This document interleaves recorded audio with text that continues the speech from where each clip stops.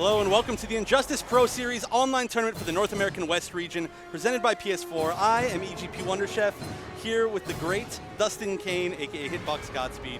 How's it going, buddy? You know, it's going pretty well. I'm really excited for our top 8 tonight. Obviously, we just got back from a very hype finals at CEO, which was also part of the IPS. And, man, some of the players here were actually in the IPS. Specifically, I'm looking at Illusions. Yes, very much so. In fact, he's got quite a few points. He does. He could make it pretty far with this. He could actually jump up to, I believe, seventh place in front of Bio. Ooh, yeah, Biohazard, who showed up so well. But let's take a look at the entire top 8 bracket for today. So on our first match, we do have Star Charger from Texas against Rewind from Las Vegas, and Revolver from here in SoCal against Mattix from Texas. And then Noble Illusions from Washington is going to be going up against Killstreak, who is SoCal. And then Crazy and Lord Peanut, who's going to round it off. Crazy is actually from SoCal as well, and then Lord Peanut is from Texas. Yes, correct. So we actually have 3 people from Texas, 3 people from California, 1 from Nevada, and 1 from Washington, which is it's pretty heavily favored in the California/Texas. Wait a second, region. Nevada. Who's the Nevada player? Nevada is Rewind. Is it? Las Oh, that's Vegas. right. That's right. He's from. For some reason, I thought he was from Arizona. No, you're right. Yep. No, he is no from Arizona Nevada. players, which is actually pretty surprising because we've seen a lot of really good players out of Arizona. from that region, absolutely. And this is the tournament for the entirety of the West region of North America. I guess Texas is just right about in the middle, right there. So they just met the cutoff. Yeah. Yeah. Well, I mean, Texas is really on both sides of the U.S. I mean, you can't really argue that. It is depends Texas. on where it's So from. let's go ahead and really quick break it down with the points. So since it is an IPS, it is part of one of the qualifiers. It's not as big as a Premier, but still for first place, you are going to get 70 points, which is definitely going to help you in the long run, especially if you are a player that's traveling to all the IPS tournaments. For instance, Combo Breaker if you went, or CEO, which just happened if you went, EVO coming up. Second place is 45 points, third place is 25 points, and then fourth is 10, with fifth being 5 and seventh being 1. But hey, even one point matters a lot. So I actually learned that at Combo Breaker, I managed to get out of pools, and I got 1 point for that. Nice. I got 1 point, so I'm in there. You're in there. I am in there. Guaranteed. You're 100%. I'll take the 1 point. I have 1 point right now. I'm excited about that. But you never know. I mean, we've seen crazy things happen, especially with past NRS pro circuits or pro leagues. For instance, MKX, we had an instance where there was a 3-way tie for, I think it was the Season 2 or Season 3 finals. I don't remember. Season 2. It was Season 2, but it was 3 players. It was Rio, Crazy Steady, and Dab. And Dab ended up clinching it. But that's how much 1 point can actually just push you right over the edge and get you into the finals or into the big show, essentially. Yeah, I mean, you're leading somebody by 1 point or you're leading somebody by 100 points. It doesn't matter. You're still leading them. You're still getting that spot. Yeah. Ooh, I like what you did there. I see where you were going with that. Hey, I mean, it's true. It's true. All you need is that spot. And then, of course, you qualify for the finals. And I believe the finals then seed into E-League? I want to say that. I want to say it's E-League. Yeah, so there's a lot of stuff on the line, a lot of prizes, a lot of glory, as usual. And all of these players that we've got in this top 8 today, they've already started vying for it. We've got some really good players. A few of them that I think are really good, but we didn't get a chance to see them at too many of the IPS tournaments yet. So far. Obviously, yeah. EVO's coming up. We're definitely going to see most of these players at EVO, specifically because there's so many points. Essentially, if you win EVO, you are guaranteed a slot. Like I think it's 400 points for the winner of EVO. Jeez, I don't even think there's 400 points like on the board for anybody yet. Not yet, no, because Sonic Fox won Combo Breaker, and then we actually congratulations to White Boy, by the way. If you guys, we'll talk a little bit about it, but if you missed CEO, the top 8 was one of the most exciting top 8s for any game. And I'm saying that with a Black Adam mirror that happened, and that was actually one of the most hyped matches. So that's how crazy CEO was for top 8 for Injustice 2. But White Boy won CEO. Fox with Combo Breaker, even though Fox did get top 8, I still don't think he's broken the 400-point mark. So that's how huge it is to even place within the top 16, top 8 at EVO. I mean, I think you're getting somewhere around 200 points just for breaking top 8. I could be wrong, but I know at least First is getting 400, and that's a lot. So you just trickle that down. Crazy stuff. Crazy stuff like the Catwoman player wrote to see today. Yes. So let's talk a little bit about Star Charger and Rewind, right? For potentially one of our first matches. There's a lot of really good matches, but Star Charger went to Combo Breaker, actually did really, really well. He made out of pools a Combo Breaker and also at CEO, so he's been pretty consistent so far. He actually beat Illusions 3-0 to make it to this top 8. Right, which is very impressive because Illusions got really far at CEO. 7th place, yeah. That's with his green arrow, which was so sick against Theo until he got pushed off and had to pick the Atom. Yeah, it was definitely a counterpicking game among them, Yeah. and it all came down to who knew the counterpicks the best, and it was a really close game, but Theo did edge that out. He But did. Illusions is back, and He like is. I said, the big thing about this, he has the most to gain, I think, out of almost anybody here. So currently, I believe he is in 10th place in the IPS rankings, but if he wins this tournament, he will move up into 7th, and that is a huge jump. He's jumping up past a lot of people because there's quite a few people that are actually tied in that that area. That area, yeah, like 7 to 10, yeah. Yeah, so he will get into that top 8 spot. Like you said, he'll be right above Biohazard, but he needs to win this, and he's already in losers. Now, he talked to me a little bit about his match against Star Charger earlier in the day, or earlier yesterday, I guess. And he said that it was, he tried Green Arrow. So Illusions, we know, plays a lot of characters. He plays Deadshot, he plays Black Adam, he plays Green Arrow, who was his main from Injustice 1, so it's definitely his favorite. And he's done that in multiple games, by the way. He's someone that has had the talent to play multiple characters at a very high level. So this is not something that's new for Illusions. Right, in Mortal Kombat X, he played Tremor and Cassie and Kotal. He played with Kotal Kotal, and Quan Chi, who was, it ended up being his main. There were so many characters, but he plays all that. But right now, Green Arrow, he says, is his absolute favorite, and he tried to use Green Arrow the entirety of the tournament yesterday, the online tournament yesterday, and he wants to use Green Arrow for all of tonight. This top 8, yeah. But He, when he played against Star Charger, he did use Green Arrow, and he did lose, and he said that he has something very special something. in store I like that. I like if that. he ends up playing him again. If. Well, we're going to have to see, because Star Charger's opponent is potentially one of the toughest players we have here tonight, and that's going to be none other than Horror Gaming's Rewind. I think he's the perfect example of what I was talking about earlier, the players that we didn't get to see go to too many of the IPS tournaments and just have done so well online. He's done so well in the War of the Gods tournaments. He's won the past 2 Hometown Heroes, and he is just a super dominant player. He was doing super well in MKX when it first came, or sorry, near the end of its life. And he's really good. He's one of the only people who ever really beat Sonic Fox in tournament. But we haven't seen him in an IPS tournament. Yeah, and he hasn't been able to travel. And you can bet your bottom dollar he'll be at EVO because Vegas is in his backyard.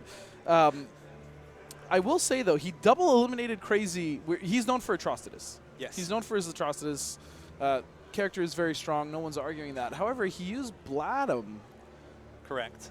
To take out Crazy in the last Hometown Heroes. So the first time that I ever heard about Double eliminated, yes, both in winners finals and grand finals. Yeah. Now, the first time that I ever heard about Rewind using Black Adam, because he's very primarily an Atrocitus player. He's been doing super well with Atrocitus. But the first time I heard about it was Mr. Aquaman. When he visited the studio, he was telling us, oh, yeah, he played a really long set against Theo and won with Black Adam really bad. And I was like, what? Really? Bad. I haven't seen, really bad. That's crazy because, and not, we're going to do this all night because crazy. It's banned. That joke is banned. It is. It's over. That's very interesting because Theo is known through Injustice 1 and even now in Injustice 2 to be one of the Black Adam killers. Especially back in the day, I mean, it was really tough to take games off of Theo with Black Adam. And to see an Adam beat him in Injustice 2, I mean, yeah, sure, the character's really strong, but so are the characters that Theo plays, so.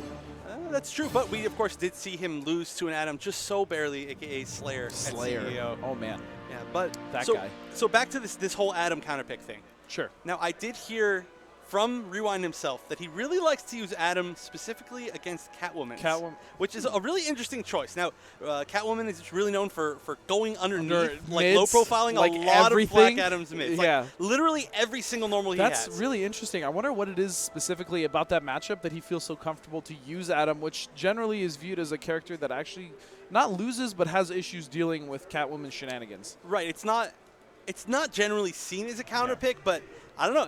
Crazy is extremely good at fighting Black Adams. He's been fighting Black Adams for Catwoman for a very long time. And the fact that he's now double eliminated him from Hometown Heroes means With Adam? With Adam. Yeah.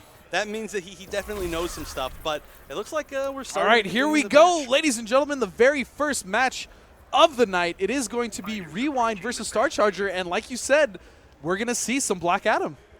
Oh, that's exciting. So I actually haven't seen his Black Adam live before. I've only heard tales of it. Live? I mean, it's live. It's live enough. We're watching this in essentially real time. It is in real time, minus however many milliseconds of really good start getting the first hit from Rewind. However, not a bad jump in coming. Oh, nice anti-air from Rewind. Star Charger didn't get much off his jump in, and now the damage is going to stack up. Huge dive kick. All it takes is a few hits, and really what Black Adam wants to do is he wants to get the life lead, and he wants to make Catwoman come in on him.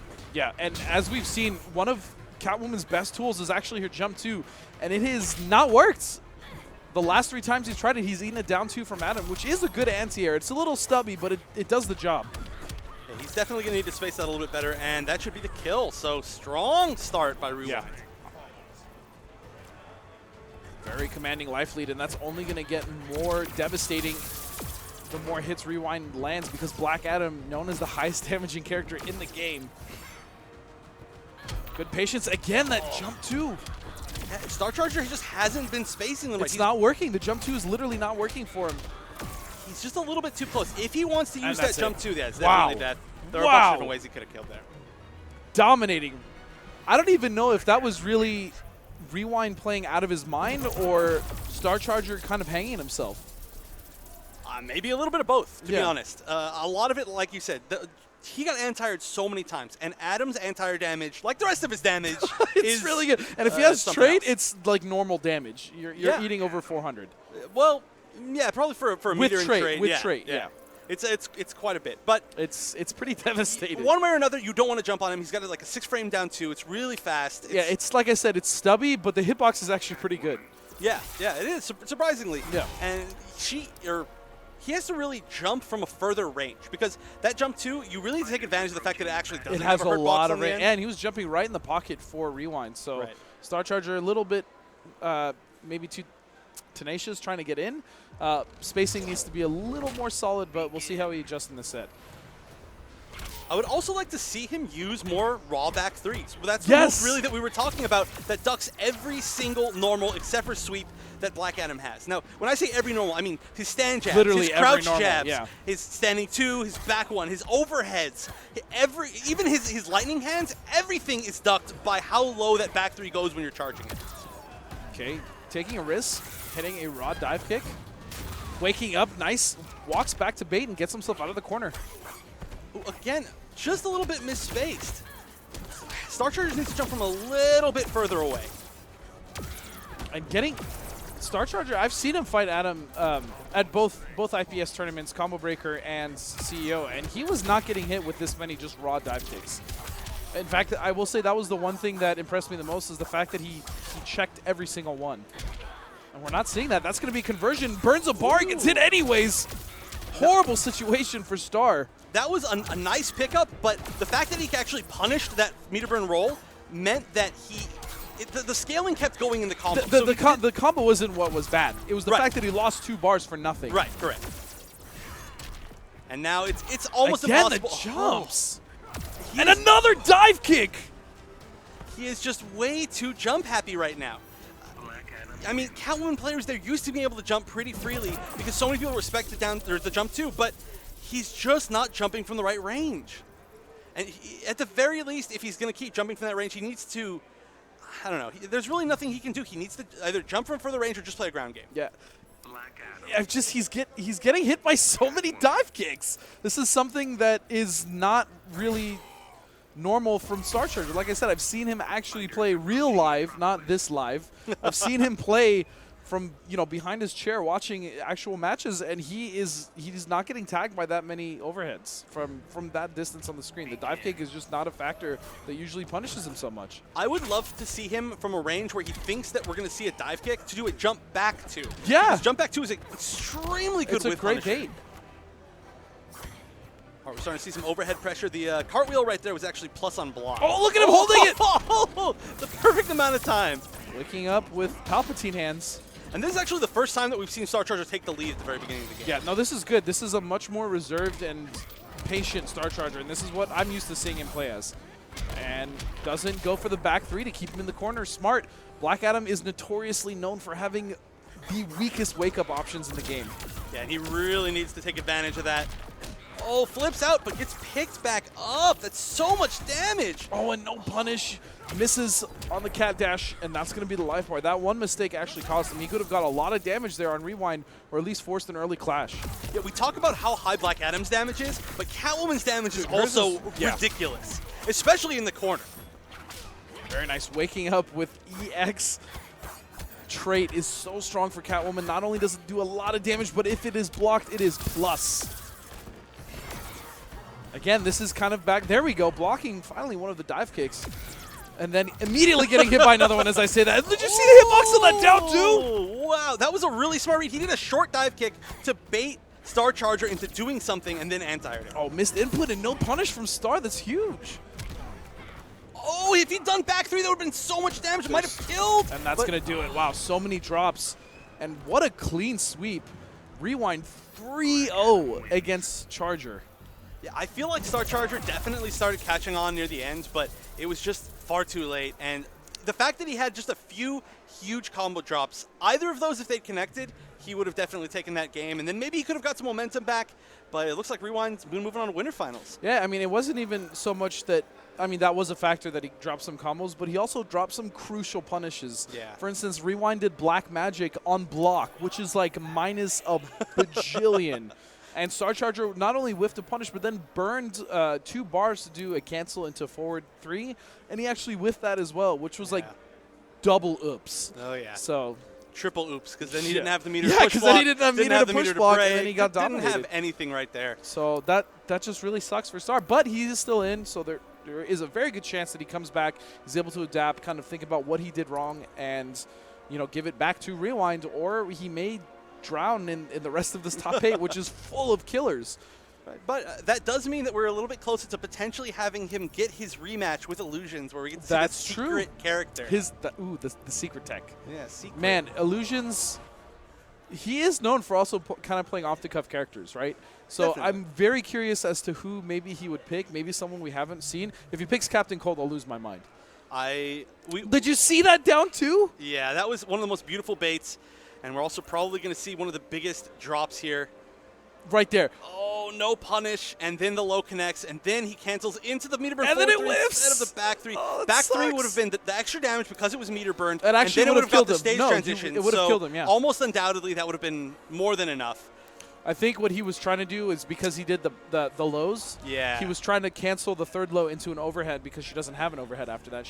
The only thing she really can do is cancel into the cat stance. Right. So, I mean, I get the idea, but it didn't work. It didn't. It really came down to the fact that, honestly, Rewind spacing was just so good. Yeah. The fact that he was able to walk back out of that range where none of that was going to connect, except for just barely that last hit, that really, I mean, it won him the game. Because it confused Star Charger and made him think that he was going to get something. And he played really clean. I will say, again, Charger got hit by a lot of just raw dive kicks, not even meter burn, which is really unsafe. Like, he got hit by just straight up raw dive kicks. And I think that also kind of messed him up mentally because he's like, wow, why am I getting hit by so many of these? I agree. But that means we're going to move on, and it's going to be Mattix versus Revolver. SoCal versus Texas. Now, Mattix is dominating the Texas region right now. Really? In Hometown Heroes. Well, he's playing a great character for it. He's playing Deadshot, which actually we didn't get to see too much of at CEO. Surprisingly. We didn't. Yeah. There were some that didn't make it out of pools and made it in top 48, but didn't get too far after that. All right, his opponent, Revolver, he was a player in New York for a while, moved here to SoCal maybe about a year and a half down ago. here. Defected, yes. We gladly took him. But he really liked Captain Cold at the beginning of the game, switched over to Atrocitus when he said that Captain Cold wasn't very good. In fact, I'd like to directly take his quote. He said that he managed to get the game early, but he said, the only advantage that I got from getting the game early was to learn that Captain Cold was not good enough and I shouldn't pick him. Well then. Doing really well here, though, against Mattix so far. I mean, look at this huge life lead. He has Dexter out. Pressure is imminent. This is definitely one of the matchups that people have talked about as potentially being really tough for Deadshot. For Deadshot, absolutely, because of Dexter and that shield that he puts up for himself. Dexstar, the shield, trading with the Blood NATO, which does pull him closer to you. And the recovery, I mean, even if he gets a Blood NATO off and he eats a straight bullet, I mean, the recovery on that is actually better than just letting the full block recovery happen on Blood NATO. You're right, right. Now, that was really smart. Revolver went for the big mix-up right there, the really unsafe mix-up, but it's because he only had about 2% life left. So, at the very least, all he was taking was that 2%. Yeah. He was never going to get full again, we've talked about it before. That is all free damage. When you still have your second life bar and your opponent is on their last, everything you're doing is to your advantage hugely because of the fact that, I mean, they still have to take that. They can't do any more damage past what that life bar has. Oh, and Revolver needs to not get pushed so far back. He's going to have to get back in the zone. He does have Dexstar up.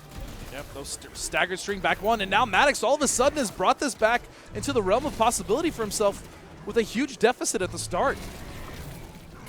Oh, and that's 2 meterless combos dropped by Revolver. He really needed to use those. No Dexstar either to cover himself. He had actually 1 shot left. Actually, that might be cathartic. That's such a cool mask. The skull one? Yeah. I dig that one. How can Atrocitus see? His eyes are covered. So he spends, wow. Well, almost everything. And Mattix, oh, wow, that was a big trade. That gave Mattix the bar. Nice. Nice. It's there to avoid the, what was it, instant air? Oh, man. It wasn't instant air, but it was right before he landed. It was the to avoid opposite the blood of name. instant air. It was the absolute latest he could do it. Latest air. What's the opposite of instant air? Yeah. Latest air? There's got to be something. We'll think of something for that. I don't like latest air, though. We'll figure it out. Yeah. But slow air. Really good comeback from Mattix. Unfortunately, just wasn't able to close that out in the end. Revolver kind of, he got a little interesting when he went up close, and then they both stared at each other, and then he just got completely mixed by back one from Deadshot. So, like, he was hesitant to press buttons, and Mattix took full advantage of it. And if he would have come back, that would have been really impressive. It's totally possible. That's the big thing about Deadshot is that even once you get in on him, then he actually has bigger potential to do damage. Yeah. He does pretty decent damage up close. A lot of people talk about, wow, his zoning's so broken, blah, blah, blah, or it's so annoying. And then he gets up close, and you're like, wow, I just ate 400 damage. Like, what the hell just happened? Yeah, especially when he's in the corner. When he has you in the corner, his meterless damage is just crazy. Yeah. It is just so much. And on top of that, he can do the combos that steal your meter with the trait, the green trait, which is actually something that we've seen Mattix use. We haven't seen too many other Mattix does Deadshots use it quite often. And I like that. I really like that because most people use the blue trait, which is the knockdown or knockback bullets. And no one really uses, I want to say, his red bullets ever. The red bullets they use sometimes for combos. The big thing about the red bullets is they don't actually add too much damage. Right. So a lot of times you'll see mid-combo usage of that. I'm not really sure if it's worth it. Each one adds like 1% damage unscaled. Which generally is not, you could use, I guess, the green trait would be better off in that situation then. Because if you're denying your opponent meter, especially a character like Atrocitus. Ooh, gets right under. Beautiful whiff punish from behind. Oh, and he just gets hit by a What a call out right there. He just did the punch float right after that that vomit on block. Good block, nice. Tried to punish Dexstar's cover with meter burn back 3, just a tad slow. All right, and he's trapped in the corner here. Nope, he's going to get out. Nice, fights his way out. Very nice from Mattix. I do like the fact that Mattix gets the max punish every single time right there by using meter burn. He really does. And this should do it, yeah. Very nice. So reverse situation now. Mattix coming into the second game looking much stronger, although he made somewhat of a comeback. Now it's going to be Revolver who has to make his way in. And it's going to be a tough path here. He's not using the shield too much just because he knows that Mattix has the meter to challenge him. God. That was, he went for it. He went for that right there. I'm over this. Now, the build mix-up, the reason why he's using that a lot is a lot of people tend to watch for the low puddle. Right. And anytime they see any sort of weird out-of-place animation, they just immediately block low because they're trying to block low puddle. But anytime you see a bounce cancel, you're like, oh, is it maybe the low? And you're like, no, I'm actually taking a ton of damage. Oh, we're getting optimals. That was pretty much as optimal as it got from the way that combo started. And again, oh, misses the back 3. Wait a second. Opportunity for Mattix. He has 2 bars, about to build his third, so meter advantage if he can get in. And here we go, draining some of the meter now. Oh, he's chipping a lot of life out of Revolver. Dexstar's coming, has the block, no, gets tagged. And that's a really good way that I've seen Deadshot deal with the shield is using the meter burn shot with the multiple bullets. Right, which he's got quite a few of, and that might kill. And that's going to do it. Very nice, Mattix. Evening up to 1-1, and really, Revolver had to close it out. When he got the cat up and he had the barrels in the left side corner, right, he needed to do something there, because as soon as Dexstar disappeared, there was really no chance for him to get in without taking more than enough chip to end his life. But, Matt, I got to say, I'm really impressed. So, in the beginning of the game, everyone was like, man, Deadshot, biggest problem, best character, so stupid, blah, blah, blah, blah, blah, blah, blah. And now we're seeing very few still Deadshot mains, people that have stuck with the character since he initially dropped. A lot of people tend to pocket Deadshots for certain matchups they may not like, where they think that, you know, the heavy zoning is the answer, but true Deadshot mains kind of not existent anymore. So Mattix sticking with it and doing still well. That is true, but also, to be fair, we don't have too many just solo mains in general anymore. That is all, okay, so that is true. Although we're seeing a few of them in this tournament, such as Revolver. I don't think Revolver really plays anybody aside from Atrocitus. Yeah. He plays Captain Cold. Well, well, he tried to play Captain Cold. Did we all? Did we all? I know that was a character you were really looking forward to as well. Yeah. Well, right now Revolver taking so much life, not getting a chance to get in. Oh, nice jump. That's going to give him some free pressure. And again, he's meter burning his low shot or straight shot every time he sees that shield come up for Revolver. And he's also really using the air guns in a fantastic manner to stop himself from having to deal with not only the fireballs, but as well as the blood tornado, or blood NATO. Blood NATO. Get the Blood name right. I'm sorry. I said it earlier. Ever. I got it. Relax. Second only to Soul NATO from Mortal Kombat 9. Soul NATO. I will deal with this, Soul NATO. If you guys haven't played the Mortal Kombat 9 story mode, you have to. It's amazing. Absolutely amazing. So really good wake up there. The knee comes out with meter burn so fast. 2 hits usually blows right through armor as well. But I do agree with what you were saying earlier. His usage of air shot is so good. I think air shot is one of the biggest signs that a dead shot player is actually really a dead good. shot player. Yeah. Or really good with, yeah. Oh, and that was actually a little bit fortunate keeping the and corner. that's the mix-up. Back 1 or back 2? Or back 1-2. Or back 1 into low gun. That's my favorite mix-up of all time with Deadshot. Oh, that so was sick, and there was nothing he could have done there. The meter burn back 3 would have ate the first hit and the invincibility of the floating punches, and that was it. Mattix 2-1 now. Ooh. Yeah, it really gets down to, can Revolver make it in? Can Revolver start his pressure play? And if he can't, then it's just over. We saw there he didn't get a really solid single exchange, not a single pressure strain. But also something I want to point out is that even when he did start to get that pressure going a little bit, Mattix kept his composure. And although eating a few mix-ups, which, I mean, if you're playing against Atrocitus, is going to happen. It happens. He did really well with his defense, and he was actually able to get out. So I really got to say I'm impressed with Mattix, and now I kind of, because this is the first time I've really seen him play, I'm starting to see why he's dominated the Hometown Heroes portion of the IPS in the Texas region really well. Yeah, and it's also the first time that I've seen him play, although we have seen him quite a few times in Injustice 1, in other games. He was a Deathstroke player, so it's pretty normal to see him. It's a natural evolution, right? Right. Deathstroke 2.0. Oh, nice blocks by Revolver, but he hasn't been able to deal with the gunshot afterwards too well so far. Again, back 1 stagger into back 2. That is the back 2 is a raw overhead. Or forward 2, excuse me. Forward 2 is a raw overhead. Back 1-2 is a low into an overhead, and that's what's actually been catching Revolver. Is he staggers the back 1, and then he does the forward 2, which is an overhead. So it's like 3 levels of the mind game. It's like, there's a lot going on. You might do low overhead, but then I'm smart, so I know that. So I think you're gonna do low. So instead, you're gonna do low into a different overhead. Yeah, which it's so silly. Too many mind games. Too many. Speaking of silly, 436, really good damage coming out of Revolver, and now this is probably the most even that we've had these two players at. Yeah, that backdash might not have been the best choice. He gave Mattix a lot of space. That Atrocitus backdash is ridiculously far. And really good, like you said, really good punish decisions, especially when he's blocked a Blood NATO without Dexstar being out. Nice goes for chip. And barely ends him out of the corner.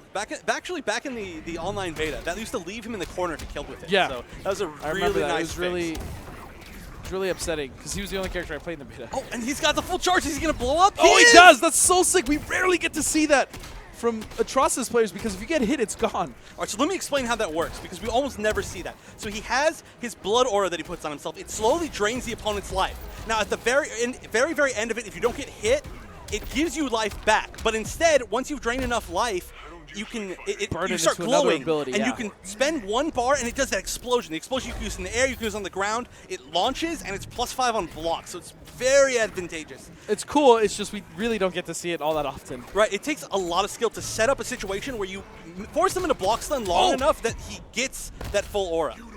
And a jump back in the corner actually saved Mattix from Dexstar and the pressure coming forward from 4-2-2 of Revolver. And clashing right there means that he's going to lose Dexstar for quite a while, but he's... Oh, no. Oh, wait a second. Tries to jump out. This is a bad situation. Can he get out of it? No. Oh, but no. And that's it.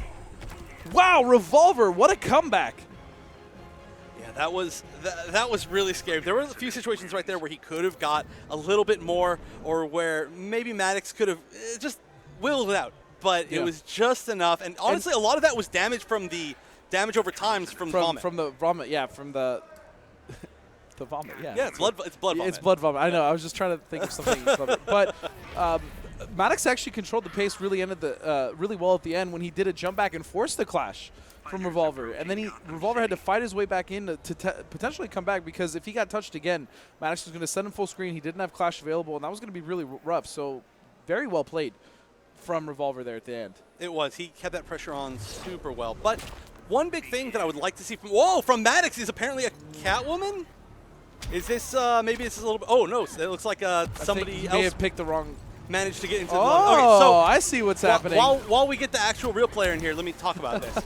So one big thing is that we've seen that Mattix is really confident in his own defense, right? He is. No, he is. Now, he's willing to let Revolver just get in, block, and then do his own thing. But there are a lot of tools that he's not taking advantage of because I think he's already just so confident defensively. Main thing, push block. Push block. Yeah. Now, sure. Deadshot, his zoning, and his pressure both allow him to build some of the most meter that anybody in the entire game builds. Now, push block actually takes away some of the Dexstar meter, a good portion of it, almost half of it. So you might as well just use it to get out. And you're right. He doesn't necessarily need meter, especially at full screen. I mean, he can use the low rifle meter burn to kind of check and push you back a little bit. But, I mean, honestly, we haven't seen too much of that from Mattix because he's been able to so efficiently actually keep Revolver out just with regular air shots, low shots, straight shots. So I think you're right, actually. Push block would be a really great option for him in that regard.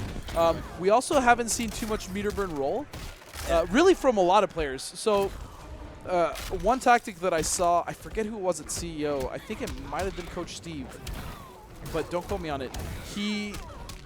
I saw a player, essentially, when he was in the corner, he would push block, and then the moment he would push block, he would meter burn roll out of the corner, which it is 2 bars, but you are literally getting yourself out of a really, really bad situation, and you are now scot-free in the center. The only way they can punish that meter burn roll, because they can't punish a push block, right? The only way they can punish the roll is to read it by grabbing, which then could also leave you open if you read wrong. So meter burn push block in the corner and then immediately meter burn rolling out is like my new favorite defensive tactic. I totally remember watching that, but I can't think of who it was. Was it Theo?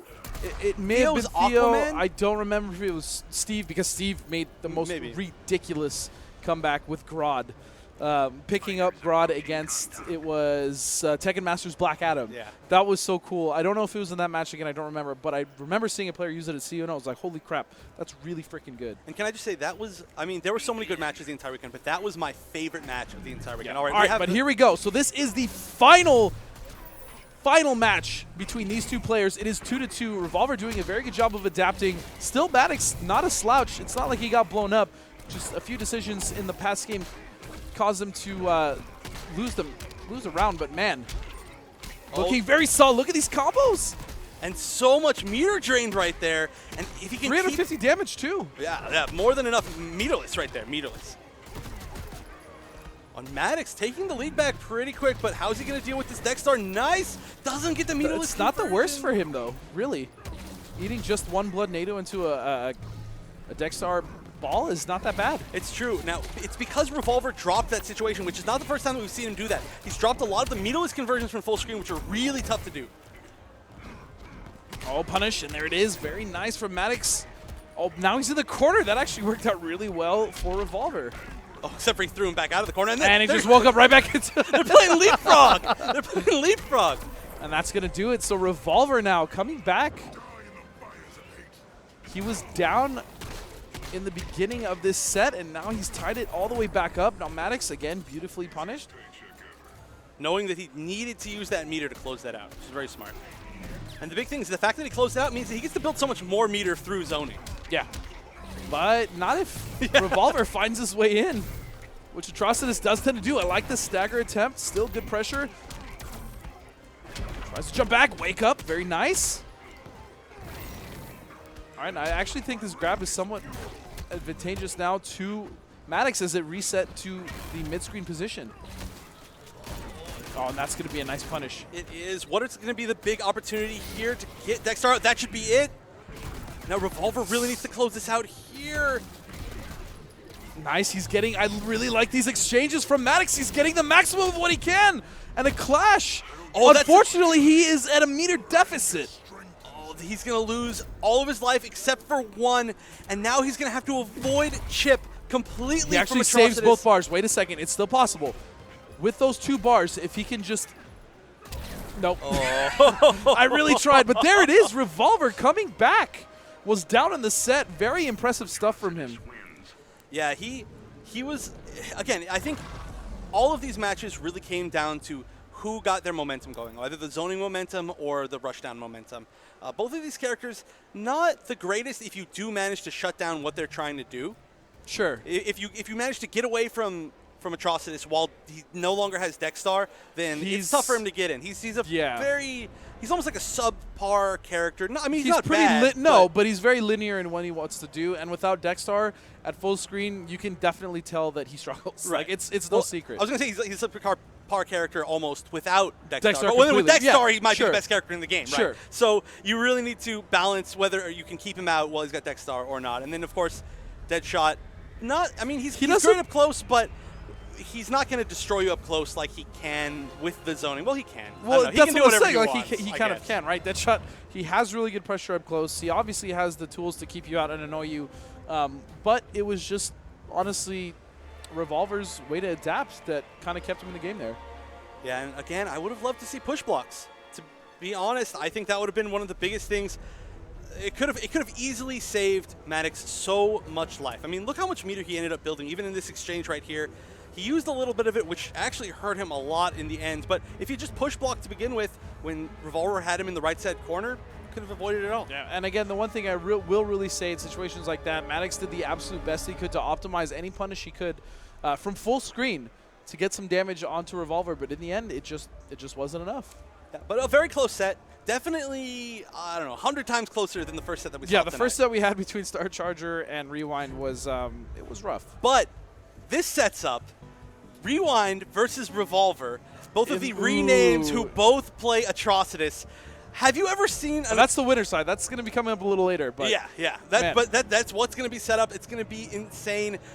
That mirror is crazy. We were actually just talking about when we saw that Tekken Master against Coach Steve and CEO. Oh, that is a weird mirror, but it's cool. Well, we are going to take a quick break, ladies and gentlemen, but don't worry, because we are going to come back with more of the Injustice 2 Pro Series right after this.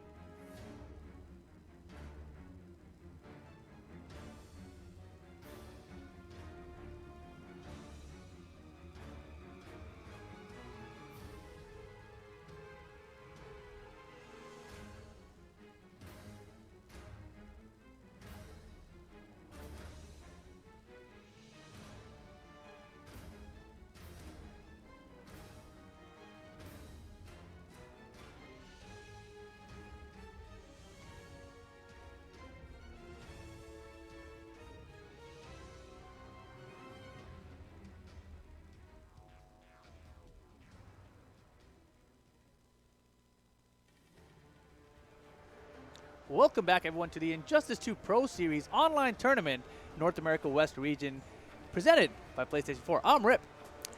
Hello, Rip. I'm Wonder Chef. Hello, Wonder It's Chef. great to have you. I haven't commentated with you yet, so I'm actually I don't really think excited. we've ever commentated together, right? Literally never. Over the past, I don't know, what, 7 years? That Right. we've, And like, I've seen each commented other? plenty of your MKX matches and maybe even some Injustice matches way back. Oh, yeah, definitely. Maybe Old even ones are fun. MK9?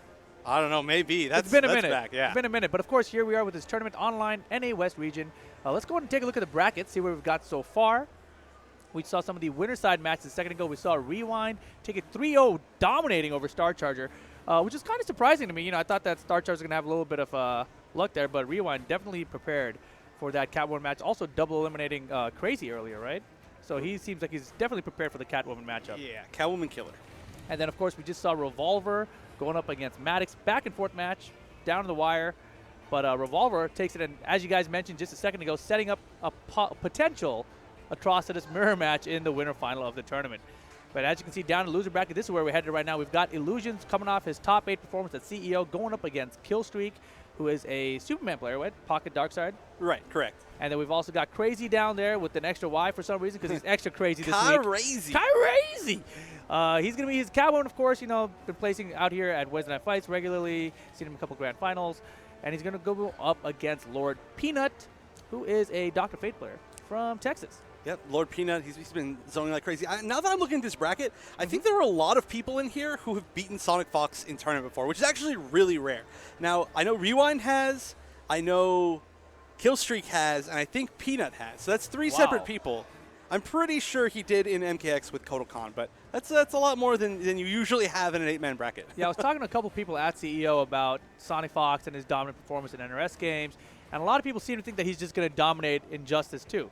But, I mean, historically, like, he did well at the end of Injustice 1, but it's always been Mortal Kombat that has been kind of the game that he was the best at, right? Right. So, right now at CEO, of course, he got 3rd, but it's still not top 2, right? So maybe he's not going to be as dominant this time around. It's true, especially losing in a mirror to Slayer. That's to a Slayer really of all big people. deal. I mean, Slayer's a great player. I love Slayer, right? But Slayer, Black Adam, mirror match going to beat Sonic Fox? I don't think anyone would put money on that. No, definitely not. I mean, the mirror, I don't think I've ever seen Fox lose in a mirror. There's been a few, actually, I've seen it once before, but almost never. And in such a high-pressure situation like that, where there's so much on the line, Right. I don't think anybody expected it. But it could be the age of somebody else. I mean, especially with the fact that we saw somebody like White Boy placing above both Slayer and Sonic Fox, who's somebody that we With didn't Scarecrow. expect. You know, With I a mean, character, too.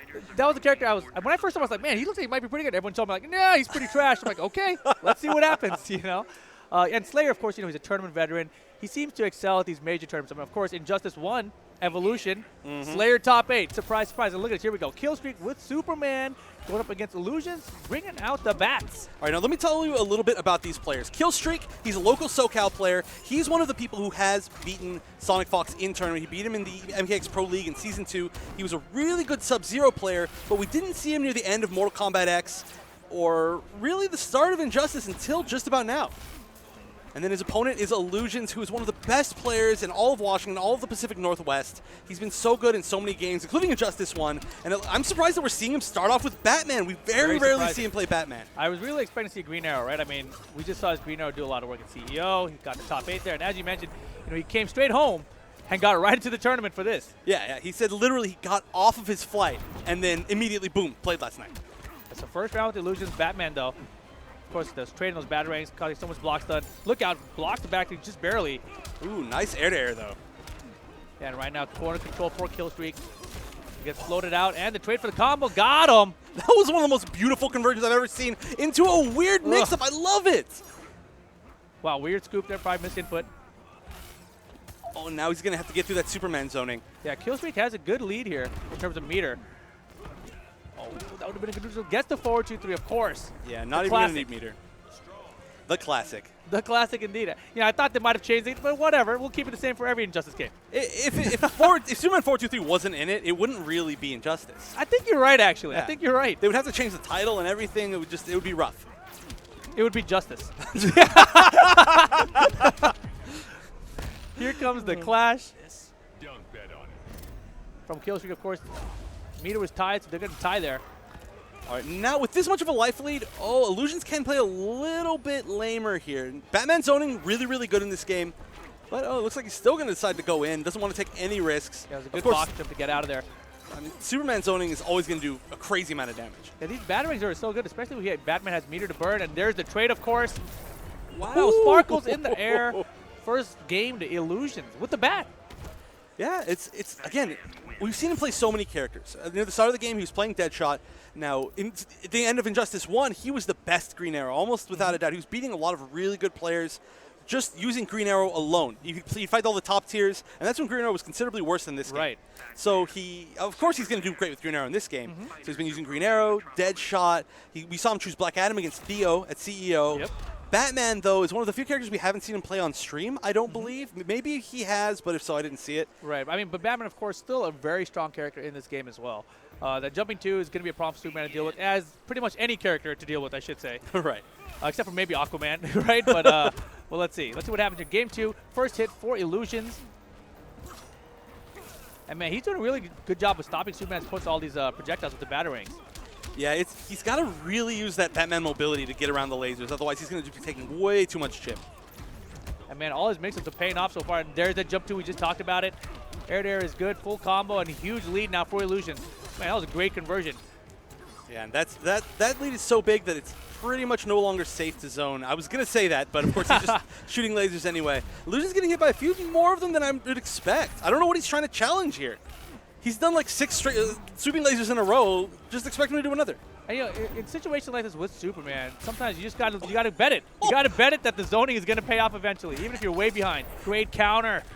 And it did pay off. He took about half of his life just with zoning right there. I love seeing that laser anti-air Batman. Yeah, I mean, his head kind of arcs up as he does it, and when Right. you meter burn, it goes up even further somehow. He's like, I see you. But Illusions, Illusions not doing too well against the zoning. I really think he needs to just keep going in. And that's the thing. I think he's trying to force his way in, and that's why he's getting caught by so much of the zoning. Oh, nice attempt with the punch back. Does not pay off. And great jump there across all the projectiles. And look at that. Killstreak gets the life bar primarily through zoning. Yeah, honestly, also dash punches have been working really well for him. From that range, they're safe. He's using them almost as a check from for any forward movement from Batman. That great roll in there, gets the grab. And Killstreak in a little bit of trouble. If he can force a clash here, though, he does have way more meter. Oh, and that's a punish. This should be the kill. No, he didn't have the flash. meter. He didn't quite have enough to meter burn it. If so, he could have back 3'd, forward 3'd, unclashable, but lucky for Killstreak, just barely alive. Going to get back a little bit of life. Superman doesn't need too much meter, luckily. Yeah, definitely not. And oh boy, here we go. And that was it where he didn't even have meter, but he forced the Illusions to go for the clash. That combo wasn't going to cause a lot of damage, so Illusions potential early clash in that situation. Yeah, it's almost just like a break there. Nobody lost or gained any life, but he did, avoid the damage. Now, how is he going to use this last bar? Will he use the convert? No, he dropped it. He's really only going to need one more solid hit. And if he can even touch him, he can pretty much guarantee the chip kill. Holy moly, smart stuff there. Just totally switching sides from full screen back he into just full cornered screen. him. Oh, wait, that's going to do it, though. Man, 2-0 for Illusions with Batman. Killstreak's zoning, though, it seems to be getting stronger as the set progresses. You'll see a lot of times that Illusions will throw out the bat trade, and then, what's his face? Killstreak will try to jump over the trade at the last second, and if Illusions picks up on it, he's going to be able to hit that air batarang. But he's been doing a really good job of jumping over the trade at the last second, so rather than ducking, I should say. Right. It's a pretty good zoning match. Honestly, it's a little bit even. You just have to play really, really mobile as Batman. I mean, you have a lot of experience in as this Superman matchup, and Batman. actually, yeah. It's, but like I mentioned, once Batman gets in, very difficult for Superman to deal with, especially because that jumping 2, the down 2 for Superman not going to. Sometimes, a lot of times, I will just use the sweep for Superman just to like get away from it. Like I just got to get out of here. Just dash out. No, especially in this game, though, in Injustice 2, Batman's pressure has been significantly buffed from Injustice 1. He gets so much more pressure with the meter burn up batarang and some of his different plus strings. So it's really all about, can Killstreak keep him out? Oh, and no punish on the 1-2-3. Yeah, he's late. Oh, punish that. There you go. He's got the trade. More damage incoming. This is the first full combo he's gotten with Superman.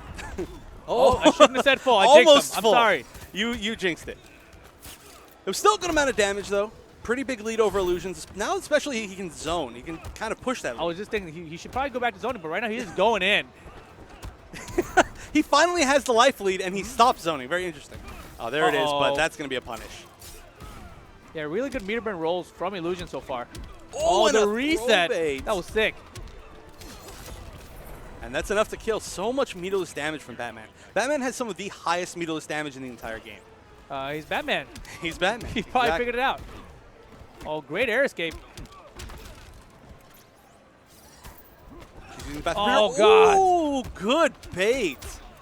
That's one of the toughest things. It's so hard to control Batman from being mobile in the air because he has so many options out of the air. He can throw the money. He can use his trait. He can do the double jump. Yeah, the money. That's what we call it.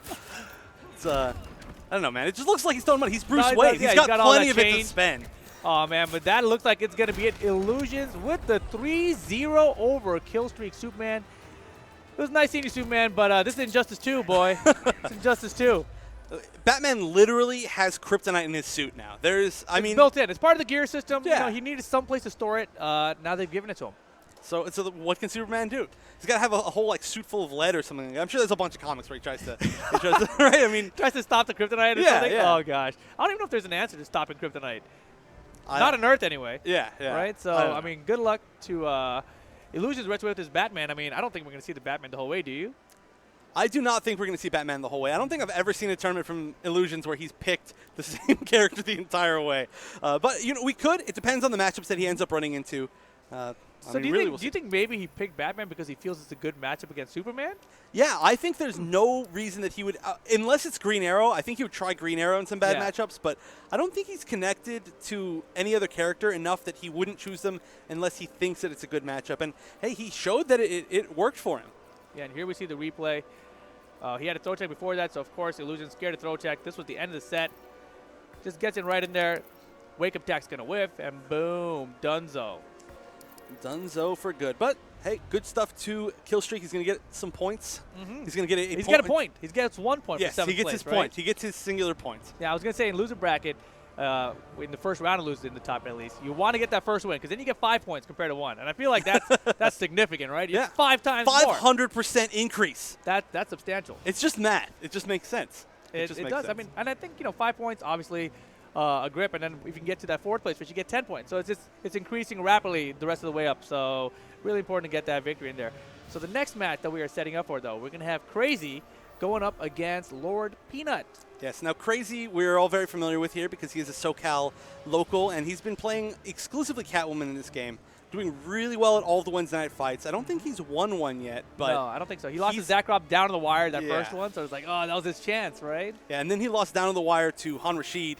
So he's been second place quite a bit, and he's also been second place 2 separate times in the Hometown Heroes tournament. Oh my gosh, is that just like his second place curse? It's one of those, I mean, honestly, that's kind of my history in tournaments as well. Like for some reason, I get to the grand finals and I'll be like, well, I got to do something different now. It's grand finals, I got to close it out. No, you just got to play the same game, Crazy. Just do it the same way you've done it the whole way through. That's what I've learned over time anyway. Yeah, you won the last Wednesday night fights, didn't you? Or 2 ago? 2 weeks ago. 2 yeah, ago. yeah. That's what it was. Yeah. So yeah, follow Rip's advice, but his opponent is going to be Lord Lord Peanut. Peanut. Now, Lord Peanut, he plays a lot of weird play styles because in Injustice 1, he played Sinestro, which is very, very zony.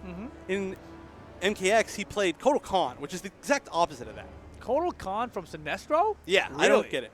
But Okay. now he's moved back to the most Sinestro-y character in this game, I would say, Dr. which Fate. is Dr. Fate.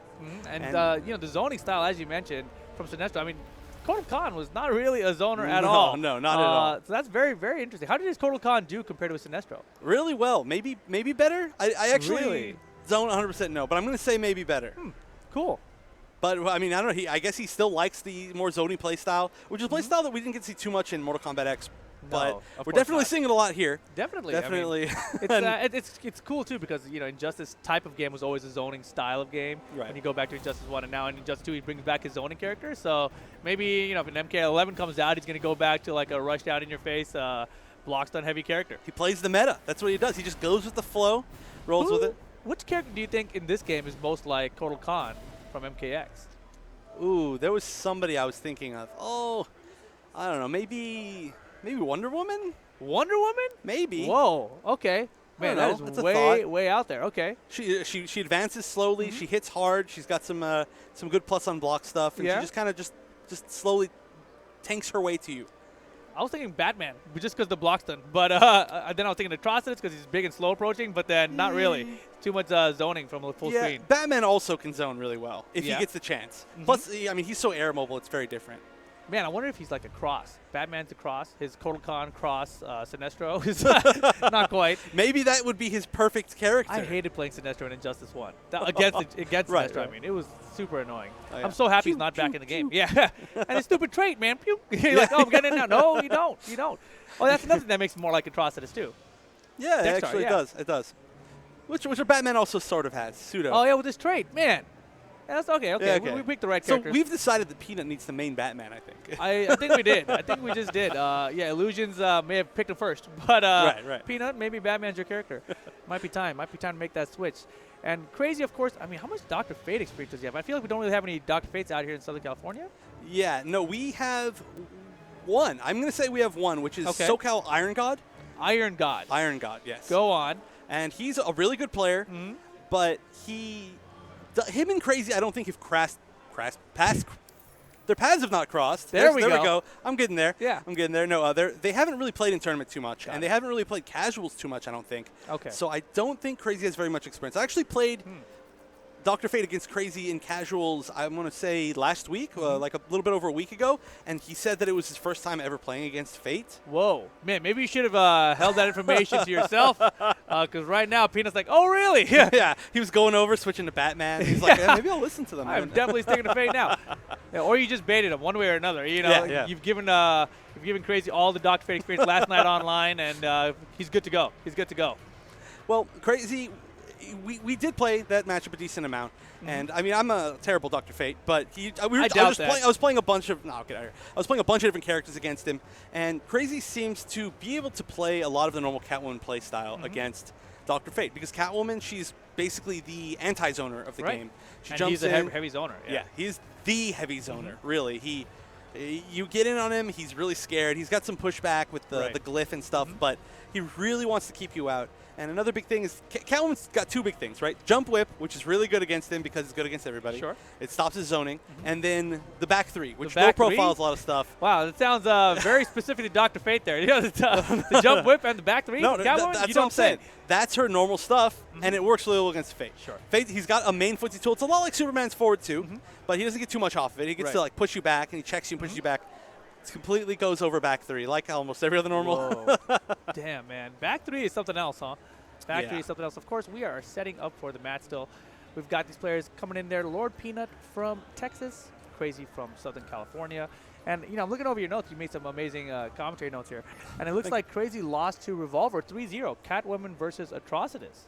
Right. Now, this is the first time that I think Revolver has beaten Crazy in any tournament. Okay. And then Revolver moving on to winners final. So Revolver is just he's on a roll right now. Yeah.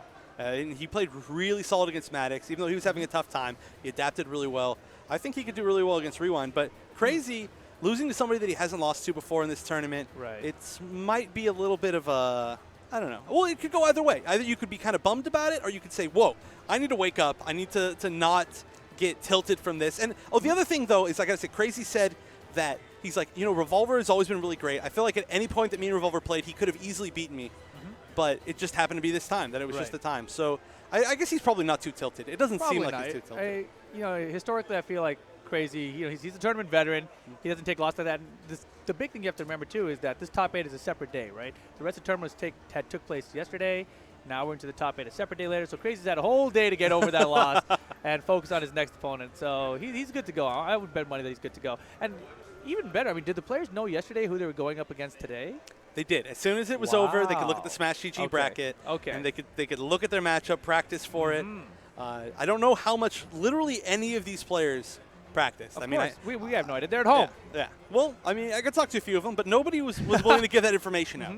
Even Crazy. I have no idea how he practiced, how much he practiced. It's all up to them. But, I mean, that's kind of your duty, is if you know who you're going to play against, you got to practice against it. I mean, Crazy's probably practicing right this moment.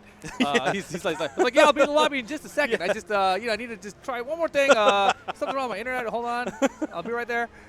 And, of course, Lord Peanut, what's his experience like against Catwoman? Do we know?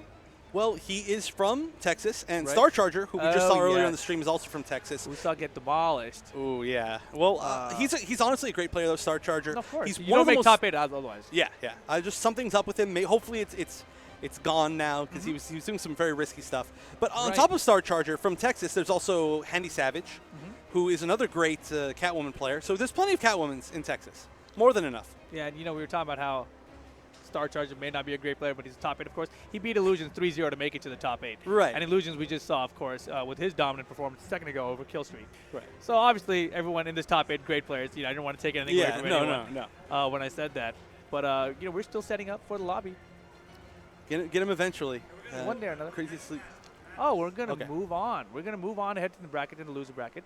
I know we have Mattix coming up next. I don't remember who in the bracket he goes against. Probably against Illusions is my guess. Yeah, he would end up going against Illusions, as Mattix did get knocked into losers by Revolver. So this is going to be the second round of losers, while we try to get in contact with whoever is slowing While us Crazy down is over still there. trying to figure out that Dr. Fate matchup. So Yeah. here's the bracket, as we mentioned. So Illusions advancing over Killstreak 3-0 with his Batman. And now he's going to be going up against Star Charger. So we're talking about one Catwoman in Crazy, but now we get the other one, Star Charger. Broken Alliance is Star Charger, going up against Noble's Illusions. Okay, so if this is the real match, then this is the one that Illusions was talking about, where he said that he wasn't happy with how he played and who he picked the first time that they played in bracket. I just realized this was the run back we just talked about. Yeah, He's got 3-0 literally. time. Okay, cool. So that worked out absolutely perfectly then. And he said he's got a secret character. I literally asked him, I said, Is that it "Who's right the there? secret?" I don't know. That doesn't look very secret to It's me. not very secretive. He used Oh, it- no. I Okay, think- I think that bracket may have been slightly wrong. I think Mattix and Illusions are playing. So Oh, he's going to have to you're win right. more to play You're Star right. Trek. All right, well, Dang it. we can still maybe see that. That was exciting for a moment, though. It was. Mattix, of course, our Deadshot. Yeah. But he chose hidden select. Oh, and he went to Whoa. Aquaman. That's not a gun at all. It's actually almost scarier than a gun. Yeah, a lot scary. Are we going to see a Trident Rush maybe, perhaps? No? Okay, we got to grab. Mattix, bringing out the Aquaman. And that's a really interesting pick. I don't know what would make you kind of scared of picking Deadshot against Green Arrow. Green Arrow does have really good zoning in this game, especially the fact that he can duck while he's zoning. So a Right. lot of high shots, specifically the straight shots from Deadshot will whiff. But Deadshot has more than enough tools that do hit mid or low. Oh, of course. Those angle shots, of course, also useful against that sort of a matchup. But right now, it's all Illusions. Got the corner control. Nice trade there from Mattix. Going to chip his way out of the corner. Yeah, and it builds him so much space. Aside from the chip that it does, I mean, that took him almost a third way of the way across the entire screen. Oh, boy, but here comes the corner combo What's from that? Illusions. Got him. Sliding to close out the first life bar. And Mattix, he has a bunch of meter to work with here. So we're probably going to see a lot more Trident Rush if he gets the opportunity. But he's got to stop his pressure first. Nice. Stop the jump out approach. Oh, good conversion here. Oh, nice. Air Oh, escape. okay, so you can air escape from meter burn. It's no longer from the deep. It's tentacle strike. You can air escape from it and actually punish Aquaman every single time if you have the meter. But he did a back escape instead of an up escape, right. so he wasn't able to punish. So nice attempt there. Noble Illusions showing Mattix that this Aquaman pick's not too surprising. He's still prepared for the matchup. But there you go. Tentacle strike, you said? I like Yeah. from the deep still. I mean, it still comes from the deep, man. I know. It's I don't know. I don't know why they changed it. From the deep is just such a classic name. I like now. the name, right? Right, yeah. From the deep. And it's a tentacle, whatever. It's the updated from the deep. Let's see what meter Mattix decides to use here. You can take some life off. Ooh, and he does. So that's going to just about even it up. And Illusions really needs to get some time to load an arrow here if he wants to challenge him in any sort of zoning or even try to challenge his damage up close. Oh, and the meter burner key plus. Oh, Nice. my God. It's going to be close here. Got him with the overhead. Oh, that should be it. He's going to hold him in the corner the Oh whole my time. God.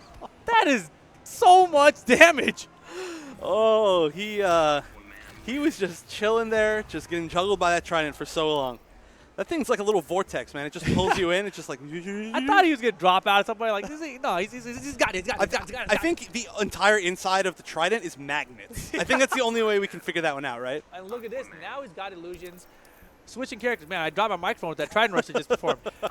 So now Illusions forced to switch characters. The surprise pick from Mattix gets him the first game in the first of 3. It's going to be interesting here. Illusions Black Adam. He also used that CEO, I believe, in the top 8. Right. So the reason why he used Black Adam was actually for this matchup in particular. So how it was him against Theo in top 8. He chose Green Arrow, Theo chose Superman. He beat Theo's Superman, which is very impressive. Then Theo chose Aquaman and beat him. So then we saw this exact switch. So clearly Black Adam is the answer that Illusions has for Aquaman. Well, let's see what he can do with it here. This is going to definitely be a much more patient game. Black Adam can play the lane game against Aquaman. It's just a lot scarier once Aquaman gets in. And they're getting rid of all the interactables so they can get back to their classic game. Nice trade usage there. Oh, that's a lot of damage. Just trading the throw. It's always going to do a ton of damage, and then you get to walk back, wait for that trait to rebuild, and now Black Adam has trade again. Yeah, Mattix got lucky they didn't spend the meter on that dive kick before. Illusion's actually missing quite a few dive kicks. I think he might still be a little bit in Green Arrow mode. That's one of the biggest difficulties for a player like Illusions who has like 100 characters. Right. Is sometimes it takes like one game to readapt to them. Oh my God, the punish with Trident Rush. Why did he ever use Deathshot? You know, like, he seems pretty good about these Trident Rushes. Air to air, no, he gets the jump and raw. Tentacle Strike, back 3 combo incoming, forces the clash early here from Illusions. Yeah, that was early in the life bar, but actually really late in the combo. That was one hit away from the very end, so I'm not sure if that was really worth it, especially when you can clash early into an Aquaman combo a little bit later in your life bar. And only 15% life regained there.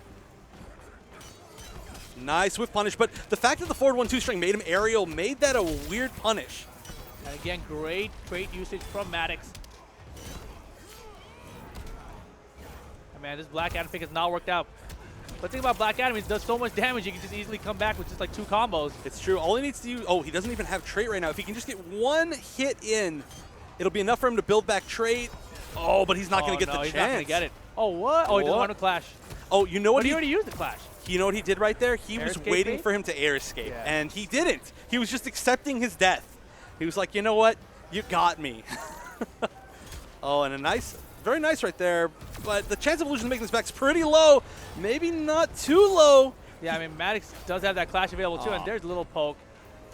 Would've been Yikes. nice to see it happen, but wow, yeah, Mattix looking very comfortable in the Black Adam matchup. Yeah, most definitely looking comfortable in the Black Adam matchup. That trade came out multiple times when he could have been comboed, so well done there on his part. Of course, the Trident Rush is on point, blocking a lot of the dive kicks. And Illusions, you know, when he had the dive kicks, he didn't have the meter burn. And look at this, now we've got a Superman pick coming out. I mean, he wants that trade maybe? I don't know, man. This is Interesting. that's a weird pick. We've seen so many characters from Illusions. Yeah. Superman is one that I didn't even know he played. So he probably plays all the top tiers. I wouldn't be surprised if It seems he like probably it. plays all the top tiers and all the low tiers. Right? I mean, he's got everybody in his pocket. Well, here we go, Illusions.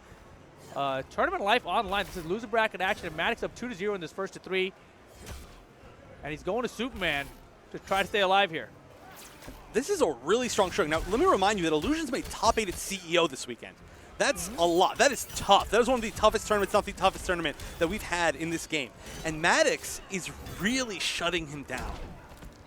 A wake up Superman punch. Gets him with a 4-2-3 trade. Spends some meter for it. All right, and this is one of the few characters that Aquaman can kind of safely throw out tentacle strikes against. They did make it a lot less safe than Injustice 1, so a lot of characters can full combo punish it with whatever their full screen moves are. Superman, matchup's still close to the same. Yeah, it's very, very similar. And right now, try and rush forward. The chip gets the push block.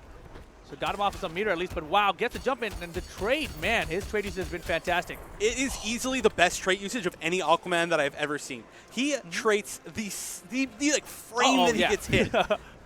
Also, his usage of water shield. Wow, water That was shielding sick. past, jumping over the laser and getting the almost full combo punish. Yeah, but that he's got was corner beautiful. control now over Superman. Great blocks from Illusions, but he's falling behind here. He has Clash available, gets the sweep to close out the first life bar. Yeah, but he had to use a lot of resources for that, and he's still cornered. And that water shield doing a lot of work to stop Superman zoning. The big fear, though, is if he activates trait and then throws a laser, it's going to break the water shield. You haven't hooked me yet.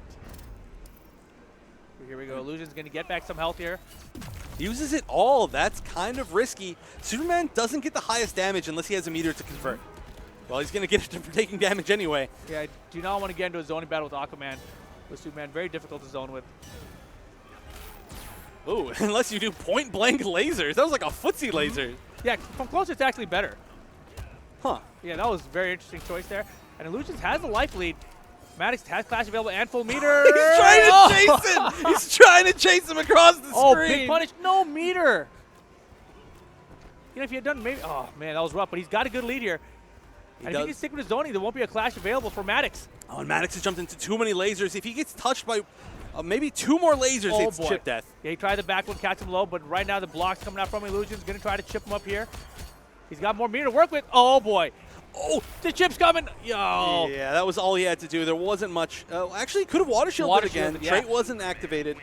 And I got to say, Mattix almost killed himself by activating his own trait because he could have blocked a forward 2 or Right. any sort of normal and then push blocked and gotten him off.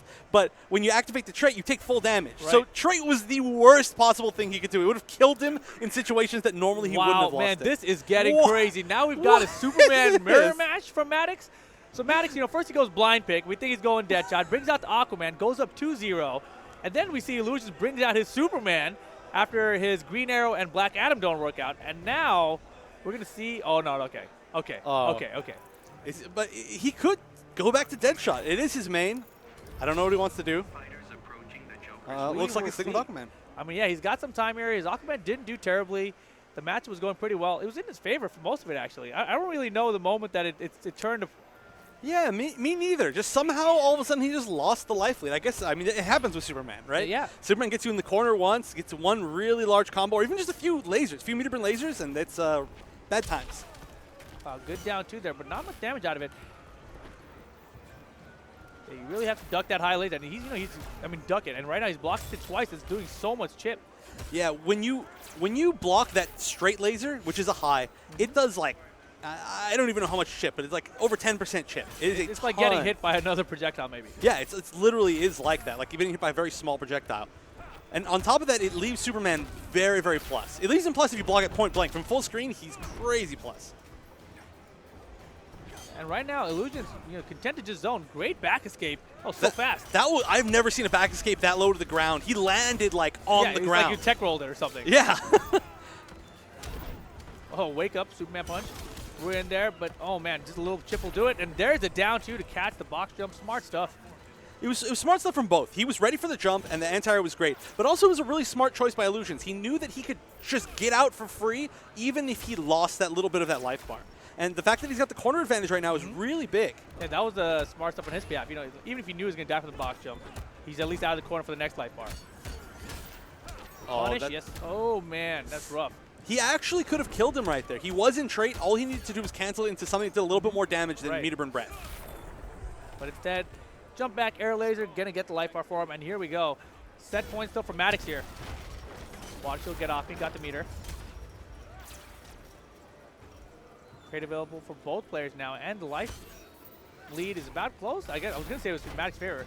Oh yeah, but Mattix just took a lot of damage in just a few seconds. And the thing here is Mattix could be challenging with zoning a lot more, and we're actually starting to see that. But he's respecting the lasers a little bit too much, and he's blocking them when he doesn't need to be. Right, and after he blocks the air laser, he can actually always throw out the tentacle. Right, unless Superman meter burns it, but if not, there's no reason not to. You get free chip, you get free meter. And forces the clash. Who's got the meter lead, actually? Oh, yeah, significant meter from Mattix. How much life does he want back is the question. He goes for 3. Smart Chester Illusions go for 1, so he doesn't get the max back. Oh, it was the other way around. Illusion was the one who my flashed God. him. That's it. Yikes. It was the other way around. Ooh, that was a really damaging clash. And that means that Mattix moving on, so we will not see the Illusion Star Charger rematch. We will not. Mattix showing that he's really good with a lot of good characters, which is it's kind of Illusion's thing. I'm surprised that we ended up seeing like weird counter picks against the weird counter picker. Yeah, and we thought maybe he'd go to Superman as well, but we didn't even get to see that. He just stuck to the Aquaman, which was his blind pick from the start, and closed it out. And Illusions, though he got 7th at CEO, was it? Yeah. I think he gets 5th place here at the Injustice Pro Series online tournament, NA West region. Presented by PlayStation PS4. 4. There we go. We nailed it. Oh, man. So do we have Crazy versus Lord Peanut? Or are we going to take a break? We're going to find out in just a second. Maybe he's taking a cat nap. Yeah, but let's take a look at this little replay here. This was the final game of the set. Oh, yeah, and I think this is where the big jump happened, forced the clash, took all the life. and then was able to get one more opening, and that was all he needed. Yeah, that was so this is honestly bad so much life. choice for Illusions for sure. Yeah. Well, I mean, I don't know. It's tough because Aquaman does a ton of damage. I mean, he So- could have done more damage with that Clash too by spending more meter on it, right? Well, really what he should have done right there, I'm not sure if he did have enough meter, but if he could have flipped out, that would have been, I think, a safer More option. option. And like Most I said, definitely. we haven't seen the tech where people flip out of from the deep, the tentacle strike. There we go. Yes. And punish it, because you can get full punishes on see. every single time that he's trying to convert on you. Off if you want the to spend meter the 2 burn bars. version of it? Yeah. Aha. So what you do is it hits, right? And The then first you hit, air escape and then he up. meter burns, and then the tentacles grab you. And right before that happens, you flip out, and he's still in the recovery. The Aquaman doing his whole, like, I'm controlling them with my mind thing. And then tentacle from the floor. yeah. But the thing is, then his eyes are closed, and he's not watching as you punch him right in that That was face. sick. Yeah, and with Superman, you got a good punch. Oh, yeah. In fact, you've got quite a few good punches. The forward two is the main punch that Yeah. that Superman needs, right? So It's really the only one he needs. yeah, and so air escape up after the meter burn, tentacle strike. Tentacle strike, yes. There it is. Ah. That is the plan. So we're gonna go to a short break. When we come back, more Injustice 2 action coming your way. Don't go anywhere.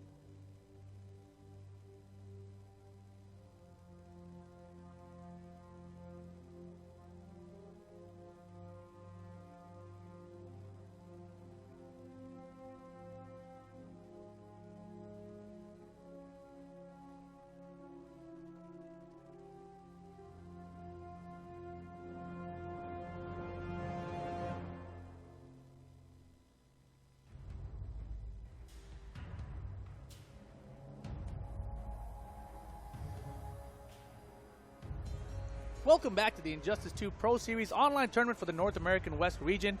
My name is Rip, and I'm joined, of course, now. By Godspeed. You hella tripped me out there. I was like, Edmund, is that you? I just found out his name today. I'm tripping out about it. Yeah, so we're kind of playing musical casters with this first online pro series, which is kind of cool because I haven't cast with you since Injustice 1. Or no, did we do did a little bit MKX? of Wednesday Night Fights Injustice 2 here. Well, I mean, like, before this game launched. Oh, no, we did Injustice 1 at We MLG. did Injustice 1 at MLG. We That did was it what at year was that? CEO 2012? 2014. 14? And then we did it at CEO that year as well. I think we did it. We've commentated a lot together in the past, Right. but it's been a while. It's been a while It's indeed. been a while, yeah. Of So- course, we're going to try to catch up with our loser bracket action. We missed the Crazy versus Yes. Lord Peanut. Here is the bracket. That is a matchup that we have not seen yet. We just saw Mattix take out Dude, Illusion Mattix, 3-1. that was really strong from him, and he played. He played Aquaman. But Yeah, still. surprise blind pick there with the Aquaman. Took it over Illusions. Very surprising. Illusion goes home with 5th place here because that goes home with 5 additional points. Yeah, which is nice. But I mean, blind pick or not, I feel like you don't really have to have too much vision to play Aquaman, anyways. Come on, man. So he closes his eyes. Just kidding. But No, Mattix played really well. So now it is, Crazy versus Peanut. This is interesting because I don't think I've ever seen Catwoman versus Dr. Fate, right? There aren't a lot of really good Dr. Fate players. Obviously, we know Pig is messing with the character. And Pig even said it himself on this game for Slaunch. He said, I feel like Fate could be really good, but like way further down the line when I've had the time to actually play with him, experience with him in every single matchup. And that's kind of how Pig is, right? He's a very methodical player. He likes to definitely take his time with characters, break them down matchup by matchup, not just what the character can do, but what the character can do in specific matchups. Peanut, on the other hand, is kind of going full in. I've played Peanut, and he's very interesting as a Fate player. He's not your typical just spam fireball, right? Okay. He's a very intelligent Fate player, similar to Pig, otherwise obviously. he might have picked Deadshot. Yeah, but I mean, I know you, Chef, talked about it a little earlier, the fact that he went from Sinestro back to Kotal, which is complete opposites, polar opposite character archetypes, and then now he's back with Fate, so we'll have to see how that works out. But we are going to see Fate Catwoman. I'm really interested to see how this is going to work out. We know Catwoman has an amazing jump, too, that is able to keep her kind of in the fight when it comes to zoners, so we'll see. But the down back 1 orb from Fate could deal with that as well, which is what we're seeing right there. Yeah, man, getting the immediate onks. trade. Something else I noticed with Peanut that I see very few people do, Pig is actually one of the few that do this as well, is when he's in trait, he actually uses those onks to control space, because they act completely differently when he's in trait and when he's out of trait. And right now he's got all the cross on him. Yep, those onks, he just gets dashed in right in the cat dash. Now in the corner, really good damage from Crazy. That Crazy taking his time with this. Yeah, and you notice Crazy actually backed up, and that's to bait that wake up. The Oncon wake up is so strong. That's Peanut now with the corner control. You know Crazy's looking for a back. Gets the jump in too. But he just let Crazy walk out of the corner. He was scared, man. He was scared he was going to hit a button and back 3 was Yeah, going to but look at that. He just ate 480 damage, and now he finds himself in the corner, and the back dash.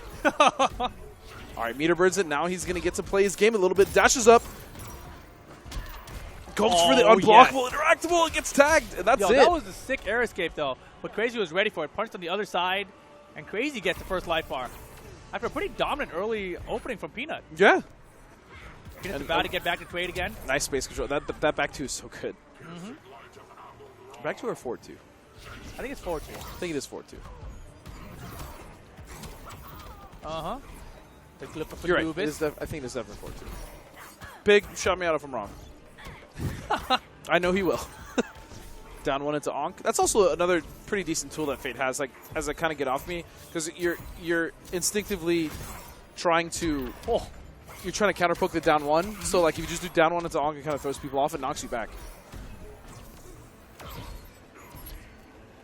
Again, setting up Onks. And now that's what I was talking about with the control, but very nice armor back 3. I don't even care what you're going to do straight match. Look at my back 3. It's coming through all your attacks. Not only that, but it's Catwoman's, right? Oh, speaking of back 3s, that's going to do a lot of damage. But Cat dash. He can still clash, misses the back 3. Yeah, he didn't want it to be clashable, of course. Both players with clash available, but so low on life here. No meter to even push block any of this. He spent meter on the back 3. And, the cat evade! Let's go. He got the jump in. Oh, my God. Crazy. Are you kidding me? The jump in from downtown. Tip of the whip. Let's go. First game to Crazy. That was close. Both players fighting to not let that clash happen there. Crazy initially dropping the double back 3. I mean, he tried. He tried. He probably was like looking at life bar like, does he have clash? Oh, yeah, he still has clash. Let me see if I can hit this. Maybe a little late, or maybe 4-3 would have worked. But I also do know that Catwoman's 4-3 after back 3 is awkward on certain characters. So I don't know if Fate is one of those. Yeah, so I don't know if that was Fate in general. Maybe he didn't have confidence. Like you said, maybe he just saw that he had clash available. But, man, that was close. That was very, very close. And first game to Crazy here. First 2-3. Of course, of what we're playing. Interestingly enough, I didn't see too many raw back threes. Right. I think we saw plenty, actually. Not raw. No, we okay, saw no, some definitely meter not. burn to try to punish, but I'm saying like we didn't see him just try to use back three, which is something Catwoman's generally do in a lot of matchups. Man, and Crazy's defense holding up right now. Oh my God. There's one. Yeah. So literally as we were talking about it, there's one. Crazy gets the stage transition here. Let's see what he does in Oki here. Oh, goes for the sweep. Doesn't work out. Look out. Oh, gets tagged. And he has done such a good job of cat dashing through every one of those projectiles Yeah, we that mentioned Peanuts try to put out. Catwoman, one of the best anti-zoners in the game. Not the best jump start, though. Ooh, blows up, and this is exactly what Peanut wants. Yeah, that And he's Crazy's doing about to run out, though. Still has 2 onks as well. He can use all of those. If they all hit while they're yellow, actually a beam comes down that you have to block, and you have to hold that. It's very rare that we actually do see that, though. I mean, it's pretty hard to set up, Right. especially All against three of them. Catwoman. Oh, man, and the throw bait pays off. Corner combo now for Crazy. Should kill. Wait a second. Drop Oh. combo. What Oh, on just the way an up? errant jump one. With the back 3-4, the last chip there. Smart choice. Of course she was going to go for it. Of course. Yeah, right now Peanut with full meter. And Okay, he's gonna corner get combos. Oh, boy. Let's go. If you're an 18 meterless, very healthy. Wow, it's smart defense from Peanut. Look at how many back threes he's Okay, doing. so I said he Yeah. didn't do any back I'm threes, telling you, and he now was all of a definitely sudden, doing it, man. not like that. Nice Oh try to my armor God. through, but the trait. Good block. Small punish. Still okay. Nice stops. Get hit by the orb. Yeah, Crazy's in trouble. He's got 2 bars and flash, but not going to get it. Use it. Peanut tying it up. All right. This is a very weird match. It's Yeah, very again, it's strange. not one that we're used to seeing. The second set we definitely saw. The second match we saw a lot more errant back threes from Crazy, and most of them honestly worked. And well, for the most part, I mean, it looks like Doc Fade's been really patient about looking out for those back threes, so he's not really getting caught by a lot of them. I mean, You know, it's Peanut. He's generally a very patient player. I mean, he had to deal with a lot of nonsense, like we said, as Kotal in MKX. So, that's part of his playstyle. But I just feel his decision-making overall also has been very good. Oh, most definitely. And right now, both players still fighting for that first hit. Okay, uses the bar to stop it. Now he has Oh time to my build the God. onks. Very intelligent. Yeah, smart choice.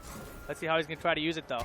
So generally, what I've seen from most Fates, I don't know how Peanut exactly does it, but with 3, as long as you have them out, if you land a combo, you can get them within the combo to do a little extra damage. Well, he also has trade available, so. Oh, so Here he's it going to comes, use it. yeah. There it is. And none of them even get used. That's unfortunate. And now he's eating the combo because of the cat dash. And Crazy all caught up here in the light. With the on, that was so smart. Oh, right back at you. So he ended that combo in the corner specifically to use the barrel unblockable. That was Smart. And the back three, don't you jump out of here. I'll find you. Man, this is back and forth. Dark Magic immediately busted by Lord Peanut. Yep, now building the onks once again. We see that orb just sitting there, this time using the meter burn projectile. Oh, my God. And that's building her so Yo, many cat Catwoman. scratches. Oh, that one? Are you kidding me? That is so ridiculous. That was tight. That is Crazy. like the meatiest of mids. Now when you're bending back that far. That's so ridiculous. Oh, man, he missed a jump in there. And Cat Dash going to find its mark back to me Yeah, into the Crazy's- combo. Nice air escape. He's been really consistent with finding those. Except for that. Man, you are jinxing the crap out of both of them right now. Stop it. Crazy though. 3 bars to Oh, work nice. with. Meter burns the back 3, but drops the combo. Corner pressure now goes for another meter burn back 3. Wait a second, goes for one of his own, but it. uses trait. Oh, off the wall. Here comes a barrel. Doesn't want to let him clash it. Gets thrown. Black Magic available for Peanut. Oh, no punish. Down to the wire now, a chance. Here comes an orb. He gets caught. He's got a bar Peanut. to work with. EX Cat Dash. Oh, and Not he gets gonna get hit. it. Peanut holding on. Pew, that was pew. down to the wire. So, one thing that I thought was really innovative there by Peanut is when he was knocked down at the very end, he actually woke up with a meter burn back 3, not to try to hit Catwoman, but to evade getting hit by the unblockable barrel and to get comboed afterwards. Because with that, Catwoman could have back 3'd him and probably just killed him with a forward 3. So that was really, really smart from Peanut, what he did there. Smart stuff. Of course, we're not going to see a character switch from Crazy. I mean, that would be crazy indeed. Yeah, that would be crazy. I don't even know if he really even played other characters that... Oh, no. Well, he played Ares in Injustice 1. But, I mean... There's no Ares that was the only other character he really played besides Catwoman. So seeing him switch, very unlikely. But here we go. Peanut with the lead in the set. 2-1, first to 3. They're looking for first ticket for that bar meter. Interactable not going to hit the jump in for Crazy. Gets in the bar. Spends it immediately on the combo. Keeps him towards the corner, and there he is, now stuck. And wakes up with Onk. No bait from Crazy. That backdash, just, it's so good. What are you going to do about it? You better have an option. Projectile probably a good option. Get off me. Got the clip ready to go. And back to zoning. The zoning worked out surprisingly well at the end of the last game. Yeah, it did. Oh, man. Meter burn back to you. Don't want to do it up close. Full screen zoning, much better option. Yeah. Oh, and so there's a setup off that where he does back 2, and it actually crosses you up on your wake up. Interesting. And that's what he went for, but I think because Peanut woke up, it actually messed up that input. Yeah, here comes Crazy. Man, I have a feeling it's going to go down the wire again. But instead, Crazy. Maybe not. Crazy. Man, they just do the opposite of whatever we say. All right, cool. It's not There's just no me, way Rip. Peanut's going to get this life It's bar. not just me.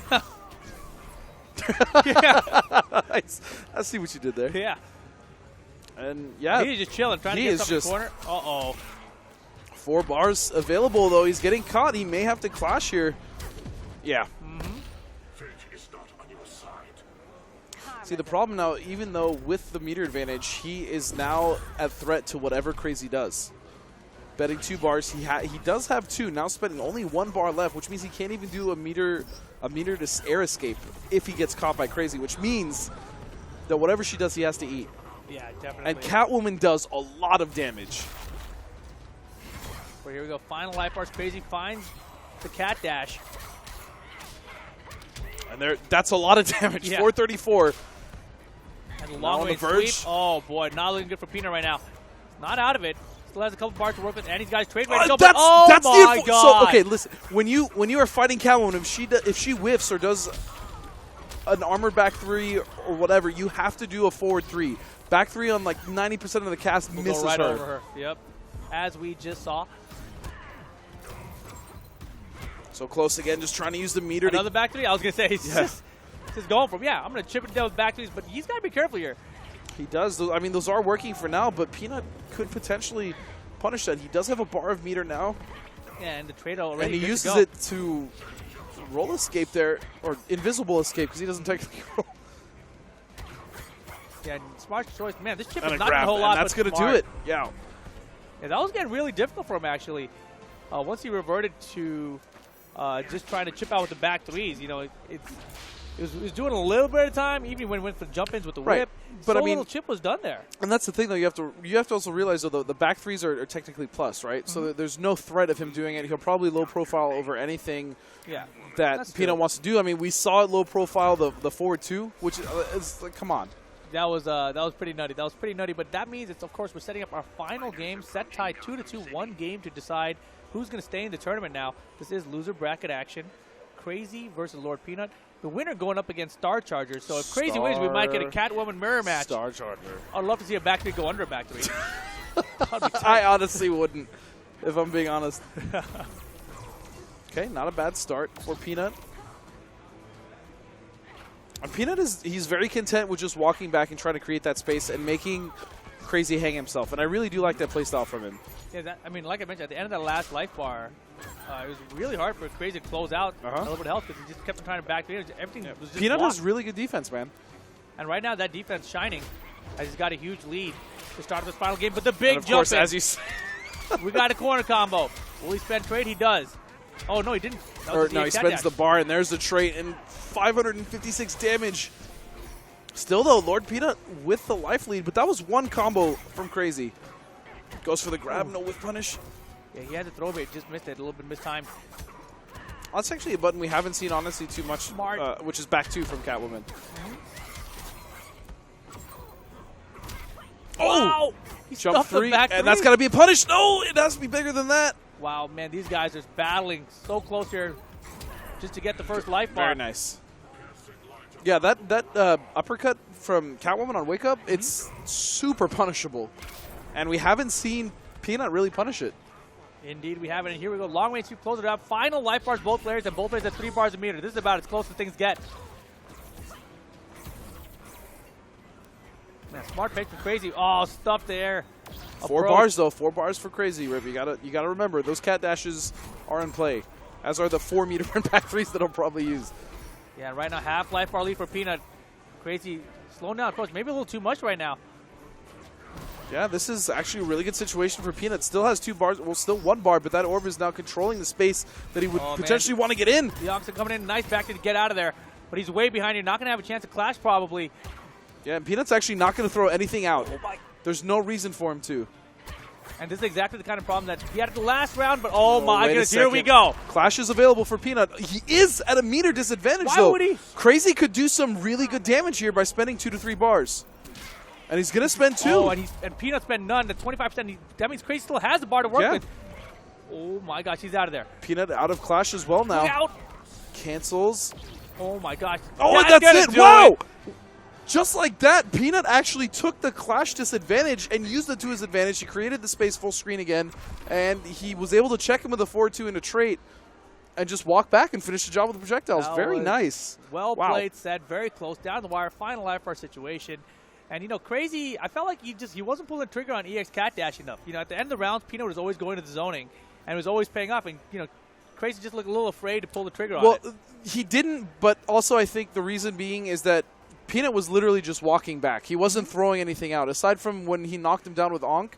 So I feel like his fear was getting blocked and then getting punished. Of course. But you're right. I think maybe taking 1 or 2 more risks, especially because he just spent the meter off the Clash to do more damage. Right, and he saved More that pressure. 1 bar Yeah. for, you know, either a meter burn back 3 or for that EX Cat Dash, right? But he didn't even get to use He the didn't last get bar. to use Just it, right. boop.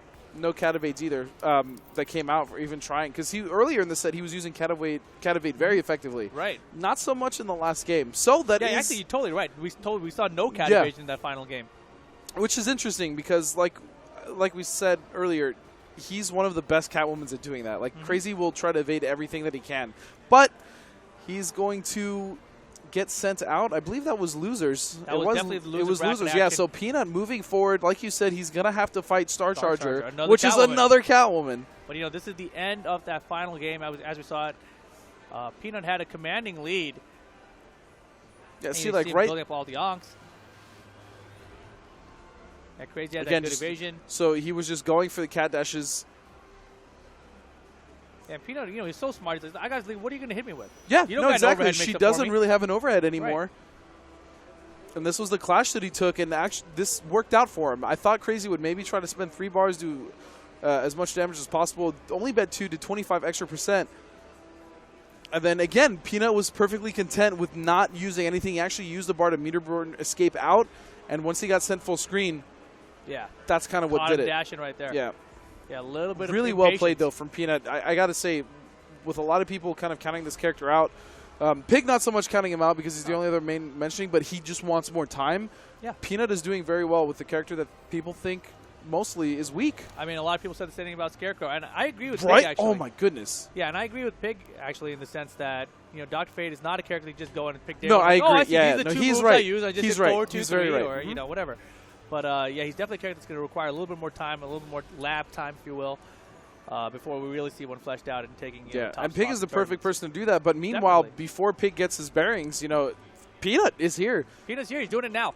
Yeah, And he's doing it now. He's doing it now. He is going to be battling in the top 5 now. He's got to win the next match against the top 4. As we Right. mentioned, Peanut versus Star Charger. So 2 very different styles of Catwoman, honestly. I mean, Crazy, I feel, is, I don't want to say more technical, but he uses, I mean, he was using Cat Evade more. Charger, He was working out, too. Yeah, Charger, I feel like he's a little more aggressive than Crazy is. Crazy tends to kind of hang back. Charger, he knows what he wants to do with Catwoman, especially when he's in the certain pocket ranges, whether it's jump 2, back 3, what have you. He knows exactly what he wants to do when he's in when he's in that range. So yeah, of course, though, Star Charger coming off, a pretty big beatdown against Rewind early. He lost. Yeah, 3-0 it was that not set. favorable. You mentioned he was more aggressive, and I think that's actually what got him killed against Rewind. Rewind, Black Fair. Adam, he had all those anti-airs ready to go. So Those it definitely anti-airs worked were out for actually him. ridiculous. It was pretty ridiculous. I Yeah. agree. So we'll see what happens here. This looks like they're ready to go already. So Peanut versus Star Charger. Again, first to 3.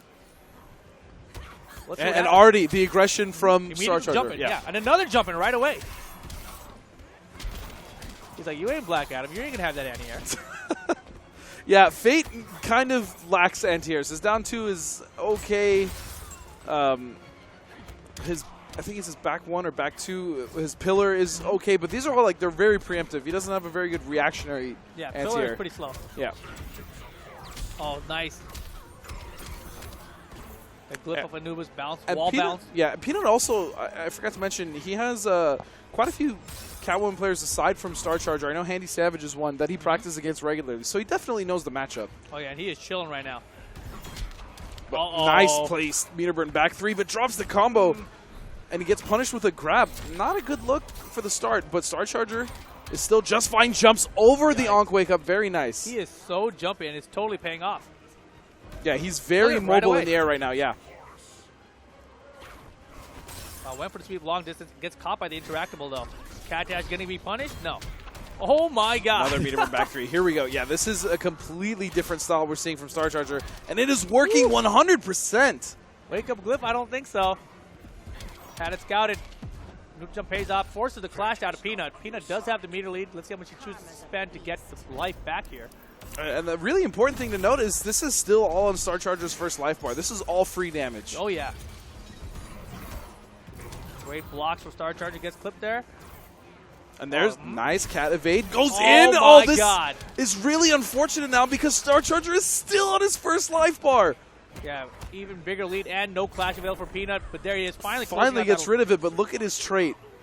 5. That's a lot of damage or a lot of plus on block. Oh, my God. These extremely max range sweeps. And just Oh, Meterburn yeah. back 3. That was actually kind of dominating by Star Charger. That was extremely dominated by Star Charger. I mean, Lord Peanut barely got his first life bar taken away. Wow. Wow. So first game to Star Charger, and I was a little scared for him. Sometimes when a player loses so badly in the winners final, they Yeah. don't really regain their bearings.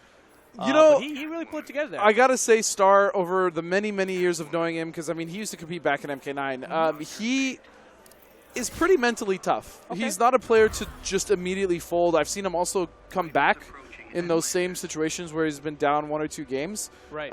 So I wasn't so much worried about that. However, I do know that once the train gets rolling on him, it does get tough sometimes. Got it. So Here we go into game 2 now. First hit for Star Charger. And, Peanut, when he was playing against Crazy's Catwoman, all of those matches were very, very close. So Yeah. very surprised to see such a dominant performance from Star Charger. Wow, a nice side switch trickery there. Doesn't pay off, though. yeah, the delayed wake up actually made it so that he switched sides. Oh! Nice transition. Gonna be some decent damage here. Bar. For a bar meter though, not the most. But at the same time, it does reset it to mid screen, which is good for Peanut. Catwoman out of there. Okay, uses some of the trait there. Jump in again. That's been Yep. the story of this matchup, Rip. She's just been dominating Peanut with jump-ins. Yeah, I think Peanut might actually need that pillar, but it's going to be so hard. He's going to have to do it so preemptively. 546 damage. It's a little bit. I feel like nobody is talking about how much damage this character actually does. Everyone's like, man, her back three is ridiculous. She goes under mids, but her damage is among the highest. And man, oh boy, caught him with the low corner combo incoming. Forces the clash early again. And look how much life Star Charger has in his first life bar still. This is the opposite of what we saw in the last set. Very back and forth. Again, Star Charger, like I said, he's just more aggressive. Mm-hmm. Yeah, he's substantially more aggressive. And now some cat evasion. While he's waiting for his trait to run out. Oh, he got caught. Tried though. it. Those songs look so funny in her thighs. Okay, and I do like this, though. Star Charger knows when to kind of just relax for a second because we saw Crazy panic in those situations where he was stuck behind the orb. Not so much for Star Charger here. And Peanut, oh my goodness, answered back by meter burn back 3. I'll say Peanut, he also knows when to turn it off himself and just chill. Sure, absolutely. But his off button is not as strong as Charger's, it seems. Yeah, right now he is. Oh, nice jump back air to air. And the zoning paying off for him here. Star Charger has a couple bars to work with, so if he goes back to zoning, you can expect some cat dashes. There was one that was not meter burn, just to close some space. I think he did that actually just to get under the projectile. Very smart. Again, tried to go for the anti-air. Cancel from Peanut. Now defense. Very good so far. Yeah, both players just chip away, but again. Again, meter burn back 3. I wonder if Catwoman players would be like really good at just using meter burn back with any character. They're like so used to just doing it. Like, he's going to hit a button here. Here comes a meter burn back 3. That's another difference, though. Star Charger's success rate on when he's meter burn back 3 is so much higher than Crazy's. Because Crazy's, most of his were just blocked. Right. Star Charger's actually been doing it in between strings and gaps to hit Peanut with. Yeah, and a lot of times, specifically people are looking for Catwoman's back 3 because it goes underneath other attacks or something. Sure. But when you hit the meter burn back, when you're timing it with your opponent's attack. So, like I mentioned, Regardless, I think it'd be pretty good with any character's back 3 meter burned. But Star Charger up 2-0 now. Lord Pretty Peanut. dominant, Peanut. He's gonna He's gonna stay with Fate. This is character loyalist, dude. Let's see what happens here. I mean, this is definitely. I was gonna say, what do you think he needs to do to turn things around here? I think honestly, maybe it's hard because I would say he needs to get a little more aggressive. But then, like getting aggressive with Fate against Catwoman up close, it's like almost suicide, right? Right. Yeah, you're gonna be asking to be hit by a back 3 or a meter burn back 3 at this point. But right now, Star Charger, he does have a bar to work with. So that's actually, you can definitely check that cancel into Cat Sense after the 3 lows, but you have to do it before she rolls backwards. Oh my gosh, and he did his meter burn forward 3 and she did normal back 300, I believe. Cool. And what Star Charger is trying to do with that overhead is that's actually plus on block. So he's actually setting it up to be plus, but the problem is Peanut's actually getting hit by it. Yeah. So he just continually keeps getting knocked down. And man, this is beatdown right now. Peanut still has no answers. He's got trade available, but he's stuck in his corner. The one thing I think Peanut could potentially do is every time Catwoman goes up for a jump 2, he could actually dash under her. That's not a bad choice. I've been seeing that more and more against Catwoman, and it actually works out really well.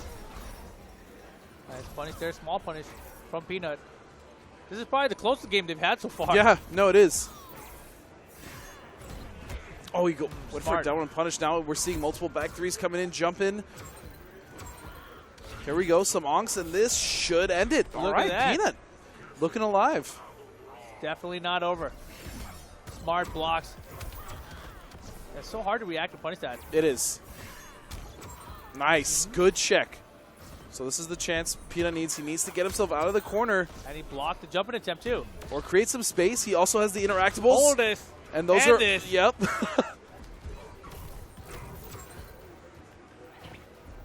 So now he is actually going in. This is And he got health off that the meter burn back just from the jumping. Landed behind her. good damage. Man, Peanut, the zoning paying off. Peanut with the patience. And Got that's it. him. Beautiful stuff from There we Peanut. go. What an adaptation. Yeah, Star Charger, he went down with full meter that set. Yeah. So Did he even really got clash? fed. No, he I don't didn't think get he a chance to. clashed, He got yeah. hit by the projectiles. That's what I'm saying. Like that was really good decision making from Peanut because he couldn't even clash. Right, exactly. So, this is one of the things that Peanut was going to at the end against Crazy. He'd go for zoning, and Crazy was kind of afraid to go for those EX cat deaths because he didn't want to get punished or Right. anything. And so it's one of those instances, I think, where he needs to establish the zoning just to force the EX cat dashes out to get him off the meter. And then he was doing a really good job of checking those on whiff. So Right. Peanut doing really good with the adaptation there. Let's see what happens now. The set 2-1. Peanut not out of it just yet. I like the fight. Honestly, he looked done. He really looked done after the first 2 Air games. to air. Peanut with the meter lead. And early trade activation. Nice combos after it. Beautiful. Here we Oh, so that would've been close. sick, but still I wanted good. to see what was coming after that. Good lead. Good life lead. And back to the zoning now. I like it. Oh, look out. Nice meter burn back 3 to catch the jump in. Yeah, good air escape, though, from Star Charger. But, man, Beautiful look at check. Peanut. This is like a completely different person. He's So like, much oh, so okay. that I had to hit you on I the figured shoulder it out. twice. I figured it out. That's what he's saying right now. Interactable? Mm-hmm. Good patience again from Peanut, backing off. Star Charger not the overcommitting, block. honestly. Man, he is looking good. And right now, Star Charger has the bar. He's got 2 bars to work with now, so you got to expect an EX Cat Dash coming through here. Okay, he's going to stop it. Now build his onks. You can't. He tried. Oh, there it is. He actually hit all 3 regular onks. Pillar comes down. And man, look, Wow. this is the reverse of the situation we Look saw in at the this first game. life lead. Oh, wow. Lucky no stage transition there. Corner control. There he goes for the plus overhead. And no wake-up attack. Tries to chase it down with that mid, but Look out. Yeah, you know that first EX time Cat it's Dash. worked. Oh, he got the side swap underneath there. Oh, meter burn interactable. 2 hits of armor, and Star Charge this is in big trouble. could do it. Oh, Cat Dash is. Oh, that's Oh, it. Wow. Didn't What even is this? this is the reversal, man. This is the reversal. Lord Peanut tying it up 2-2. He's like, okay, you just want to jump in all day. I'm going to meter burn back through your jump in. Then what are you going to do? He's got to that be was the sweating. best adaptation. He's got to be sweating though, Peanut, because he was No, down he's 2 games. chilling now. Listen, no, it's hot as hell down here. I can only He's imagine how hot it chilling is right in now. Texas, right? Yeah, of course. No, he's sweating regardless. All right, it has nothing to do with the match. But right there, the adaptation we were talking about, how is he going to stop this Catwoman jumping approach? Yeah. And he meter burned the back 3 for the anti. Multiple I was like, times, that yeah. was That's a really great good. option. Great option. Yeah, his change of pace and change of play has been fantastic against Star Charger because, as I said, he was very aggressive. We saw him be very aggressive. He came up 2 straight games, and now we're seeing Peanut kind of cool him down and stop a lot of his options with the way that he's kind of changed up his projectiles as well. Right, and you know, Star Charger a little less aggressive. We started off talking about how aggressive he was with all his jump And he was. and he really hasn't gone back to that yet. So the interesting thing was the last 2 games, Lord Peanut has gotten the first hits. So he's had that meter to work with, and there's a jumping attempt. Oh, Throw, tech. get off me, get and off he me. I want still the gets first it bar. again. That's another first hit for him. So you actually do not get a first hit if you grab first, but it's teched. Yeah, that's a change in Injustice 2. Yeah. Overhead. Okay. Tries for the cross up. Now he finds himself stuck in the corner, which isn't the worst. You want Oh, to wait a second. I got the meter. That's going to be too. huge damage Let's because he go. started off with a 4-3 my meter damn, burn. another corner combo, but he's out of meter. No, he's got plenty.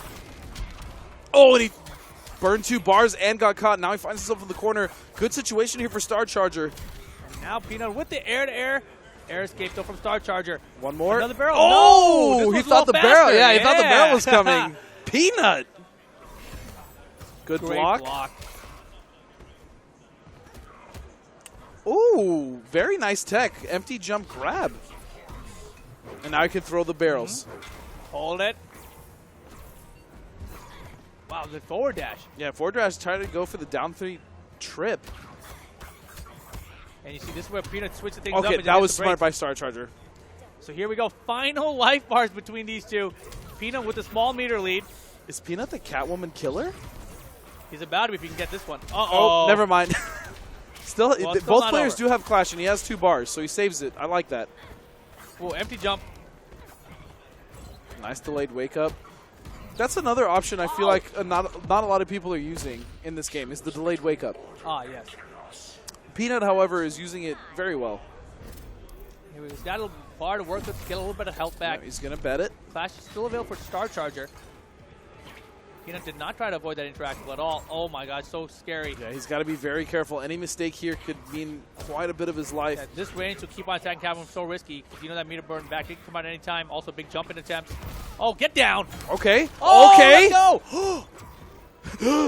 He had it. He had it. He had it. I know. 4-3 into the corner. 2 bars has Peanut. He could push block potentially. Oh. And that's plus. He backdashes it. Still has to deal with all this pressure. Meter burn Block. doesn't Wait work. a second. Oh boy, he's got meter work. He spends it. No. It's down to the wire. Star Charger has Clash available. He's going for some chip here. Jump He's got in. trade. Peanut has trade I don't even available. want to talk. Oh, this is so Oh, ridiculous. Oh, and he gets the down 1 check. Are you kidding me? Peanut. With the comeback 3-2 over Star Charger. Damn, girl, that was I didn't impressive. even, dude, when you went, I didn't even want to talk. I It couldn't was talk. ridiculous. That's why I went. It's like, man, Peanut. that's one combo. I mean, he had a combo. He had almost a life bar. at Yeah, that he point. did. He would have had such a He did. substantial lead. But, man, clutch stuff. A little dash under at the end there, so you got on the other side. And then I think checking off. I think the check actually checked Star Charger expecting a grab. Aha. And then he checked him, and then the on came out, and Yeah, the glyph. Boom. Smart stuff. Peanut with the comeback. Man, it was looking ugly. It was looking super ugly. it was looking gross. Yeah, it was Like, 0-2. I was like, I don't think he can do this, man. Everything was like almost he a was full getting, life no, bar he was lead. literally getting dominated, and Yeah. it seemed as though he didn't have the answer. And then in the third game, I don't know what happened. He just woke up. I think he went to a lot more zoning, and I think that at the same time, Star Charger also maybe got a little bit too comfortable. I think Sure. he had the lead. He's like, okay, I got this. And he stopped. He wasn't as aggressive as he was in the first 2 games. But I will say another thing is that Peanut, as I said, he actually got a little ballsy, and he started to play a little more pressure-based when he would get up close. He wasn't afraid to start playing that, Yeah, he's and that looking actually helped him a lot. Star Charger has such a lead here, but then all of a sudden that trait, And he that glyph barely maneuvers, missed. wall bounce, and oh man, anything could have done at this point. And watch the little jump when he jumps over the little dash underneath from Peanut here. That right was there. Boom. that wasn't even a dash. He straight It wasn't used even his dash, yeah. mid-straight. Yeah, it's been normal. Wow.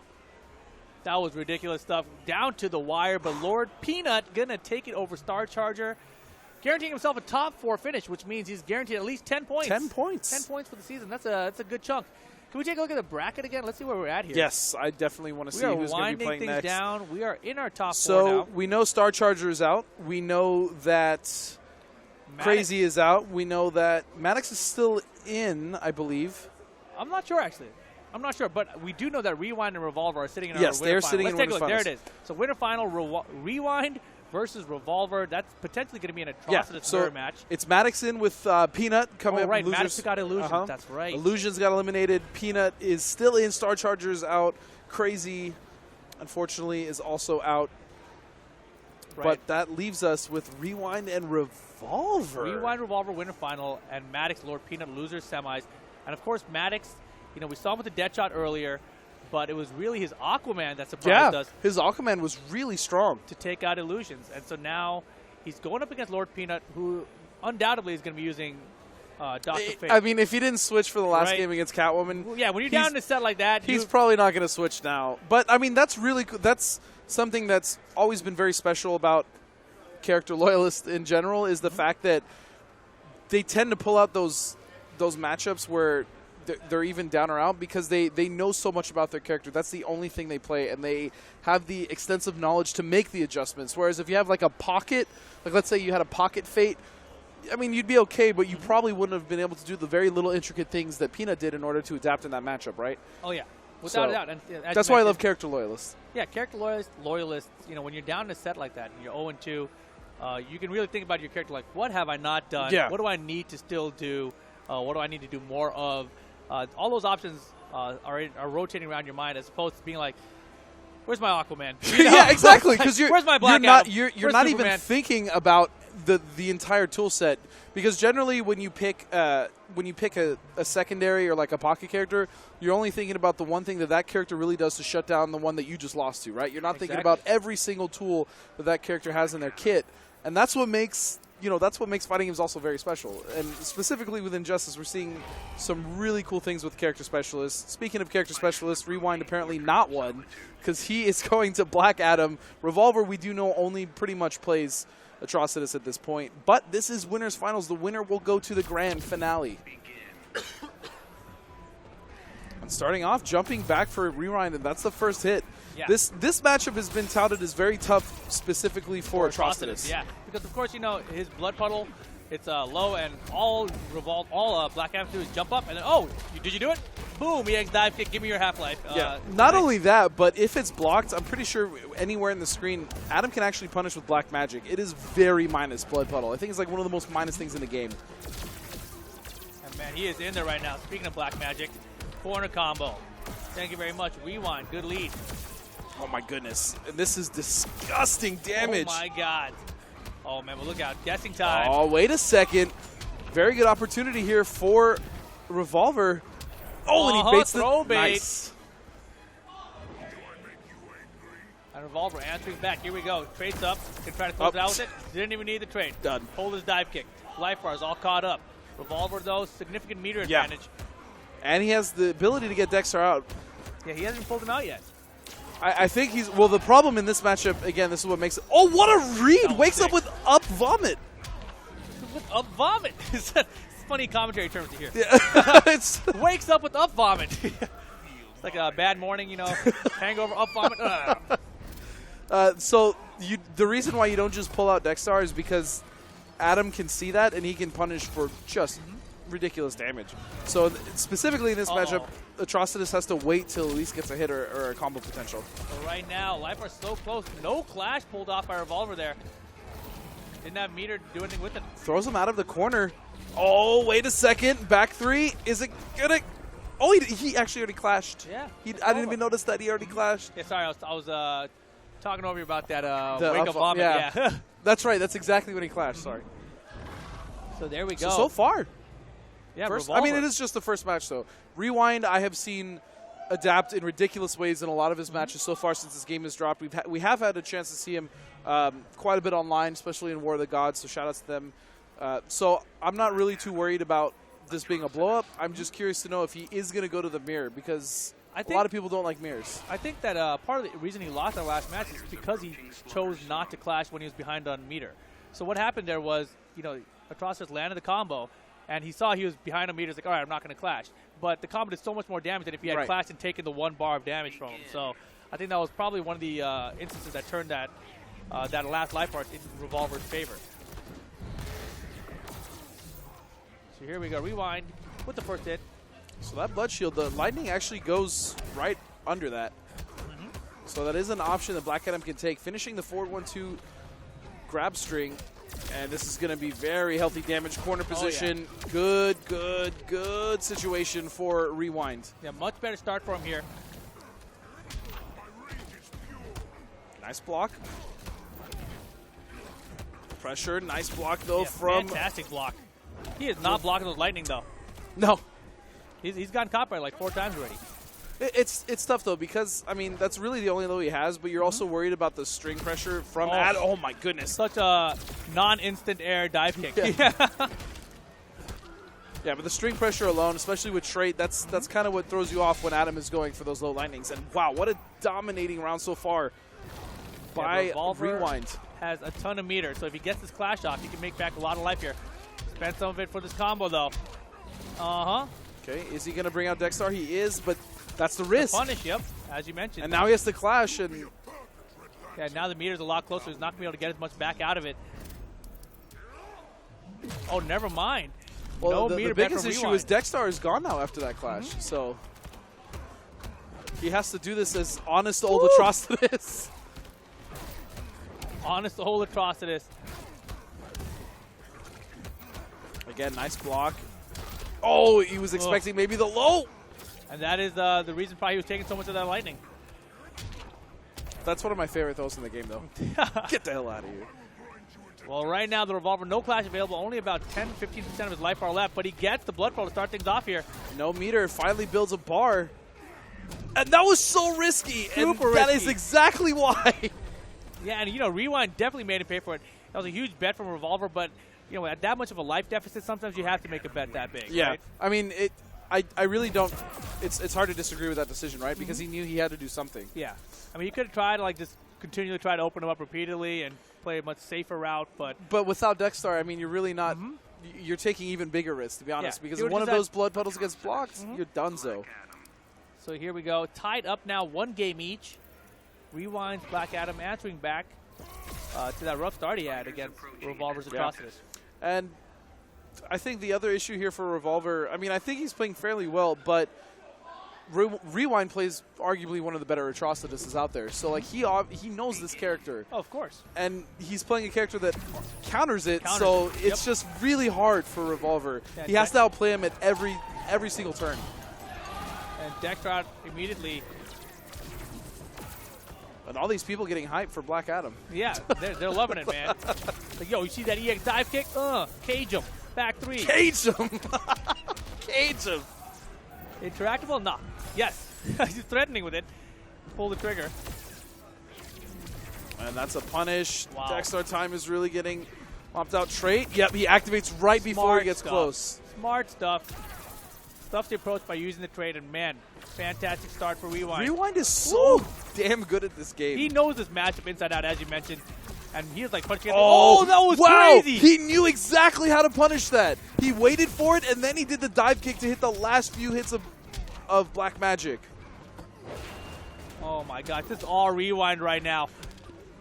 It's like, Oh my goodness, that was gross. Walk forward. He- Oh, you think I'm going to throw you? Oh, Just kidding. I'm in the man. air, girl. So that's like the thing that impressed me most about that wasn't even the last two situation interactions they had when he baited both throws, but when he did Black Magic and he waited for him to air escape, and then he actually knew exactly how to optimize the punish. Yeah. That's like character specific stuff right there, or like character loyalist type things. Right, and you know, this is And one he of those, playou's multiple characters. yeah, I was going to say, this is one of those situations where, you know, a lot of people say Atrocitus is one of the best characters in the game. They also say Black Adam is one of the best characters in the game. And if you're an Atrocitus main, you're like, all right, what counters me? You know, so you pick up the other You character. pick up the and character maximize that it. counters Right. you, and fortunately, the character that counters you is also one of the best characters in the Yeah. game. So So this is a great choice. If you're an Atrocitus main, you should probably pick up a strong Black Adam. don't tell people who do that. I'm just saying, hey, it's a no, great but strategy. you are absolutely There's right. like $600,000 in this Injustice Pro Series, man. You got to do what it takes to win. Yeah, that's why we've seen a lot of Black Adams. We've seen a lot of Aquamans. Obviously, all the mans Yeah. are All very the strong mans. in this game. The Wonder Woman. No, No, not so much? Not so much. I'm kidding. Oh, Blood Puddle, the mix-up. Got him. Yo, Revolver. He's like, Oh, that was- misses. Oh, my that God. really sucks. Don't tell me this is going to turn around like this. He literally just opened the door for Rewind to just rob his Look way at in. the life he's making Oh, back this here. is He's almost ridiculous. caught up. Oh, I thought he was going to dive kick too. Oh, my God. He's back in there. Trying to get throw bait. Doesn't work out. He's on the other And he side. punishes it. This He's caught it. He got the first Wow. life bar from the pixel. Just the pixel. Why didn't he just wake up and punch walk his way to victory, man? You need a chip. Look at that. That's all you needed. That's all you needed. Rip is so upset. I mean, he lost an entire life bar because he didn't do that.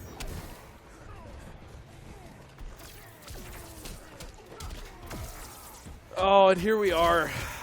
Yeah, set Stuck point in the for corner. Rewind. Yeah. Nice meter burn back Okay, three. wait a second. Yeah, he had such a great start. Oh, caught him. Blood Puddle. Oh, and forces the clash out this time. He lives to burn. They're tied up. They're both going to spend all 3 bars here, which means it's going to be rough for Revolver if he tries to clash later. Yeah, and I will say as well, Rewind's been on point, punishing those blood nados. Oh, nice whip punch there. And here comes the clash. They both have 1 bar. So it's good that the clash is happening now because Revolver essentially is going to have It gives him the life. access to Dexstar now. The cooldown is not going to be reset. He wasn't out. Both clashes are done. So if he can manage to get out Dexstar, That's really going to help turn the tide of battle here. But Rewind does have a couple bars to work with here. If he can land a dive kick, this could be really rough. There for it him. is. He Oh, found- he oh, got no, it punished isn't. immediately. He's been ready for it every time. Meter burn the forward 3. Air escape, he's good. no. Can he survive Dexstar. the chip? Dexstar time. Wait Oh, a man. second. Oh, man. Here we go. No. oh, Dexstar keeping him he's- alive. He's in it. Oh, the trait, though. Oh, he gets stopped him!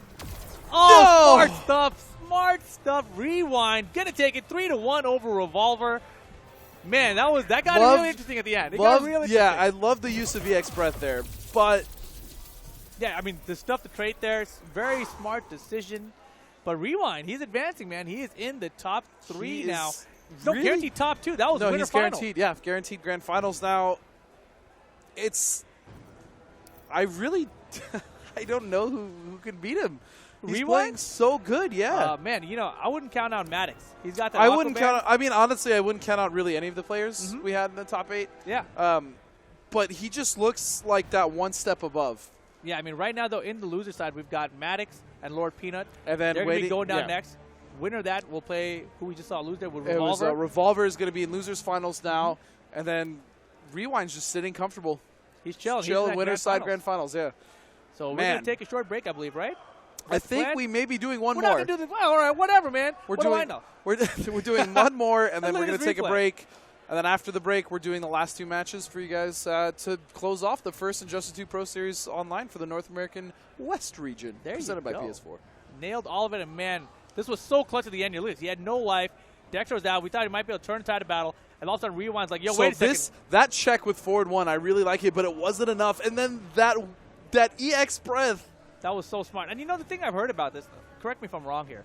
So Black Adam can bring out the trade. Can't he also use the roll while he has the trade out? And Yes, it'll he hit can. anyway, right? Yes. So in that instance, Black Adam could have killed it just by doing the roll. So Right? he could have rolled closer to him, yes. Right. And doesn't the trade hit during the roll though? So while he's in that invincible state, I think that the trade can still hit. I don't Chef? I don't know. He has no idea. He doesn't Chef pay has no attention. idea. He's We'll just- ask him later. But if that's the case, I know that's he pretty can darn cheap. Meterburn roll and the tray will obviously still be on him. Yes. I just yes. I don't know. if it hits I don't while know the if it roll hits is while active. he's rolling because I've heard of that situation happening in tournament, but I've never actually seen it. So Right, I didn't that's know exactly if it. where I'm coming from. I didn't know if it happened after the roll was over, during the roll. Right. So Yeah, because I've heard it was during the roll, which, if true, is going to be ridiculous. that's ridiculous for Chip. I know. Because he was Trust me, I already know. so strong because he's just like, all right, come at me. And Oh, you then got now a little pixel? Trait, roll. Yeah. I got a bar. You better have jumped, otherwise you're dead. You know, so that's what I'm curious about. Let me know. Hit me up on Twitter. Tell me if I'm right or wrong about that. well, I mean, you like didn't really to know the make. You answer. just asked, so you can't. Oh yeah, you're that's not right. really I want right to or know if I'm wrong. right or wrong. Yeah. I mean, I either right or I'm wrong. I think it's right that. I think I'm right in that. I'm right. Whatever. Game on. We got the loser semis coming up. Mattix versus Lord Peanut.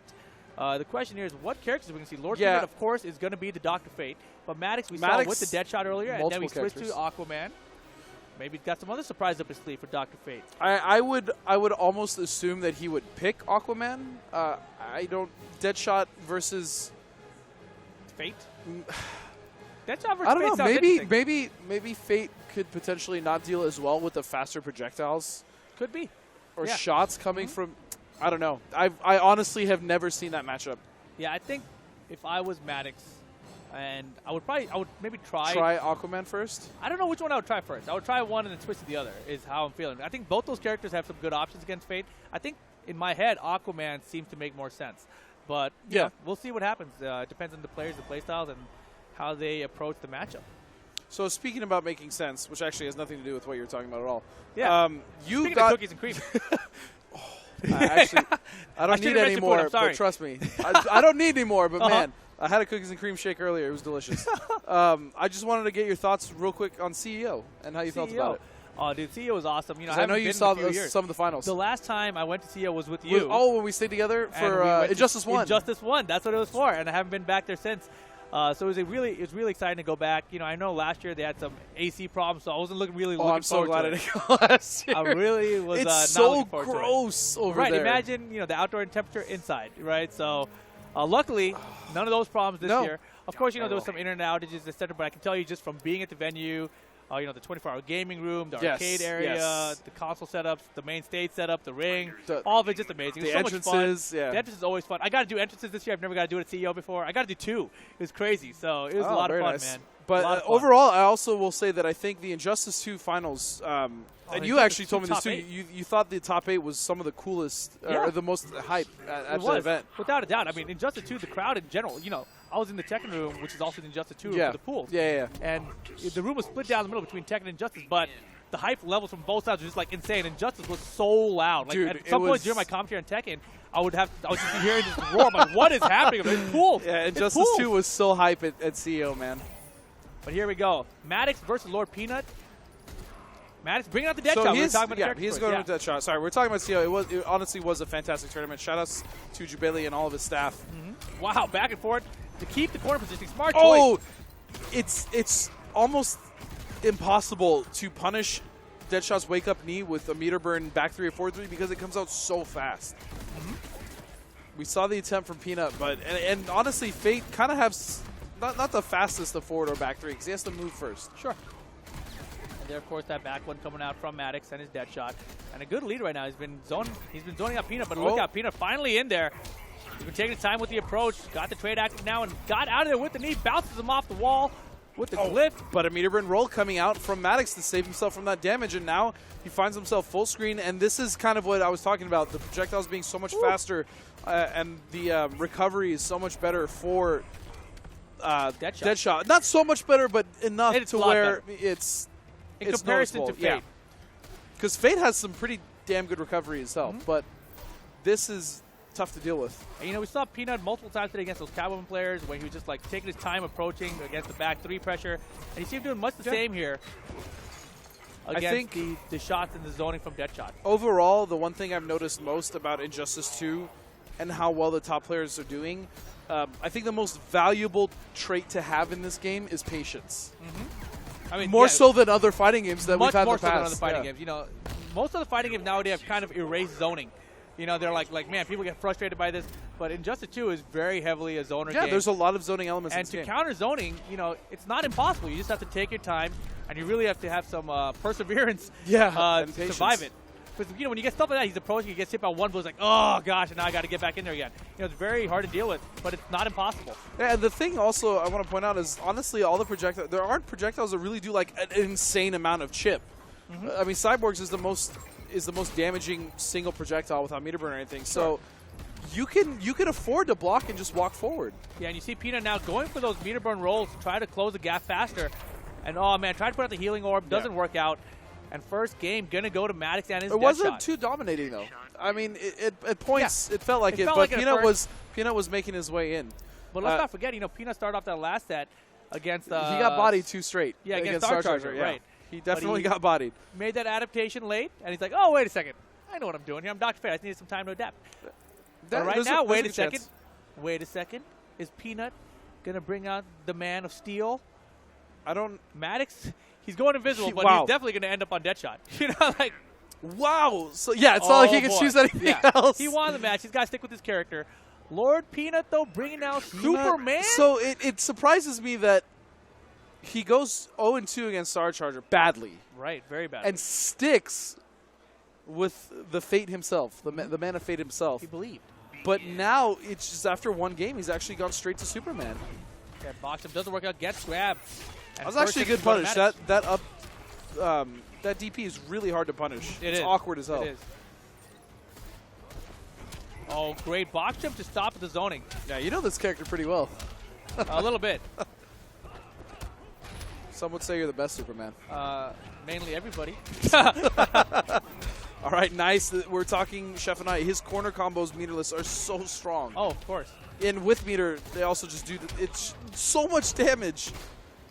And you see there how hard it is to punish that Superman DP. Wow, this is actually looking worse. Worse. Yeah, it definitely is.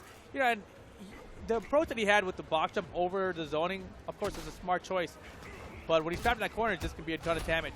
Here comes the trade, though, trying to find some damage of his own now. Boom! Chases the backdash. Yeah, that was a fantastic read there from Mattix.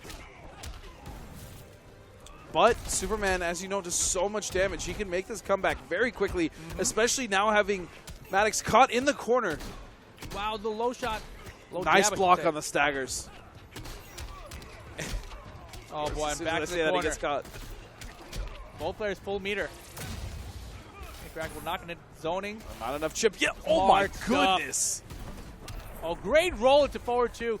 And here we go. Peanut has about 30% of his life bar left, but he has Clash available. But Mattix with the meter lead. I think I'm most excited for what this game is going to bring with all the new technical additions, like meter. Oh, wow. Wow. Smart stuff from Mattix. I don't know if he had a read on that forward or that back three or if he reacted. Yeah. That was insane. But yeah, like I'm really excited to see what the addition of these new things like meter burn roll, air escapes, push block it's technically different because the input changed. Sure. But it wasn't Injustice 1, so I'm really curious to see how the game is going to evolve with all these new things and because these are just straight up. I mean, they're core technical system mechanics. Yeah. So. Yeah, they apply to all the characters. The thing that I think is really going to set players apart as this game progresses is meter management, right? Because all of those things we just talked about, they cost all meter. Require meter. So managing that meter for the too. right, so managing that meter for all those options, you know, and optimizing that is going to be extremely important as players get better and better in all the matchups. The one thing I think we've all seen most of as far as the meter, the air escape is if you don't have Clash, most players will use it to avoid the double back three or to getting chipped out essentially with not chipped out but killed without having Clash. I feel like there is some other exploitations of it. For instance, Chef was talking about full punishing Aquaman's tentacle strike. Right. And that's the thing, you know, like a lot of these characters when they come out, they seem so strong. Like Deadshot, for example, you know, he seemed unstoppable. He did, right? But you know, how many Deadshots did you see in the top 8 at CEO? None. And the game hasn't even been patched yet for that, right? So Yeah, this is still the day one patch which of the huge game. shout out to NetherRealms for doing so, right? Now let the game evolve and see what happens. Because right now you're starting to see, as we saw in this matchup with Peanut already, that meter burn forward roll to avoid the zoning. Yeah. So as people start to exploit these system mechanics and get used to them, the balance is going to change. Especially the same thing with Aquaman and the Wasn't there the a combo. character that won CEO? Like, refresh my memory, but Scarecrow? he wasn't really. He's the one that everyone's talking about and complaining that needs nerfed, right? That one? No. Yeah, that one. I got No, it. Scarecrow wasn't complaining about That's needing exactly nerfs. my point, though, right? No, what I'm saying is, though, White Boy took a Scarecrow, who is a good character, but everyone was kind of overlooking, like, yeah, it's whatever, Yeah, it's just Scarecrow. that was sarcasm. No, I know. Okay, just I know. clarify. But I'm just saying, like, that's kind of where we're at. Smart. That was nice. Not a kill, but No, I'm surprised it's so little damage. Oh, what a almost bad traded, trade yeah. for Peanut. But yeah, still. but that goes to the point you were talking about. Yeah. The game hasn't been patched, and Scarecrow, a character that not a lot of people were looking at, actually won CEO. Right. White Boy played out of his mind. And it's not like the top players weren't there. Yeah, Fox no, got they were third. definitely there. Obviously, by the way, I knew who was there because I was there. I just wanted to say, oh, this little-known character. I forgot who it is because no one really was talking about him. Of course not. And right now, though, it is set point for Mattix. Raw breath and 4-2-3 pressure. I mean, the standard Superman, but he's also doing it in a way where he's trying to stagger it a little bit. Yeah, he's got a couple good backdecks and baited out some whiffs from Mattix, but he hasn't capitalized with like a forward 2 whiff punish. He's got the trade now and meter. Let's see if we can make something happen here. You got to believe Mattix will be ready to clash, though. Oh, will he that's clash? the first time, actually, he did clash. 4-2-3 after breath. He did not clash. It's going to be very interesting here. That's going to hurt. Get back in here, girl. How does he survive in space, by the way? It wasn't that long. Pretty sure the vacuum would kill you. And here we go, Mattix with a I chance don't now. fear no vacuums. I hate you so much. Slowly chipping away. And that is the problem with the meter burn roll. Oh, right air now, to air, but a clash. Meter is even. So Mattix could spend to tie. And he does. Smart. And Mattix has the clash of his own. Mattix Interactable is going to go down. Okay, he's actually is now towards my favorite interactable for the gadget characters, which is that. the set point, Oh, and he's that's not gonna even do going to need it. Mattix 3-0 over Lord Peanut, who left the fate behind and Man. sealed his own fate Ooh. with the Ooh. pick of Superman. You're like some sort of wordsmith. I'm also a commentator. So Face off, I guess. yeah, so there Very you have nice, it. Very nice. Mattix advancing Mattix. to the top 3, which means he's going to be going up against Revolver in the loser final, while we've got Rewind sitting and waiting in the Just grand finals, chilling. waiting for one of those guys to get back at him. Yeah, honestly, I don't think the pick was even bad for Peanut, No. but maybe he would have done better with Fate. I mean, he did so well adapting the first time we saw him down 2 games, which was against Star Charger. Not only did he adapt, he was able to reverse 3-0, and then Sure. going up against Deadshot, honestly, it didn't even look that bad in the beginning. It really didn't. It looked looked kinda like it bad. was annoying. I Yeah, think- but he came back. I think that the problem was he probably has a lot of experience against that matchup, and he knows that it's a frustrating matchup. Here we go. Well, This is the they end. both are from Texas, so I guess, yeah. Yeah, this is the end of the set now. The air-to-air was good. Forced the clash. They were even on meter. And because of that, no life was regained. The unfortunate thing is, Peanut had just tried the meter burn roll before that. Otherwise, he would have had a meter lead. And And instead, I thought we were going to see that interactable, but we didn't even get a chance nah, to. man. That damage over time. Then boom, try to dash. Yeah. Not going to happen. Mattix 3-0 over Lord I Peanut think with that the was dead even. shot. I think that was even a meter burn roll that he was trying to do, but he I don't got think he had tagged meter. before. Yeah. No, he did. Superman had 1 bar of meter, Okay.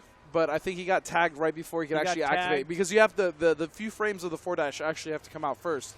You don't just instantly meter burn roll. And so. that's the actual hard part about Yeah. using that meter burn roll. Well, so there we go. that's That gonna- sets up our loser final grand Yeah. finals. So now that sets us up for the final 3. We are going to take one last break for the night, but when we come back, it's going to be the top 3 here for the Injustice 2 Pro Series online tournament for the North American West region. Stay tuned.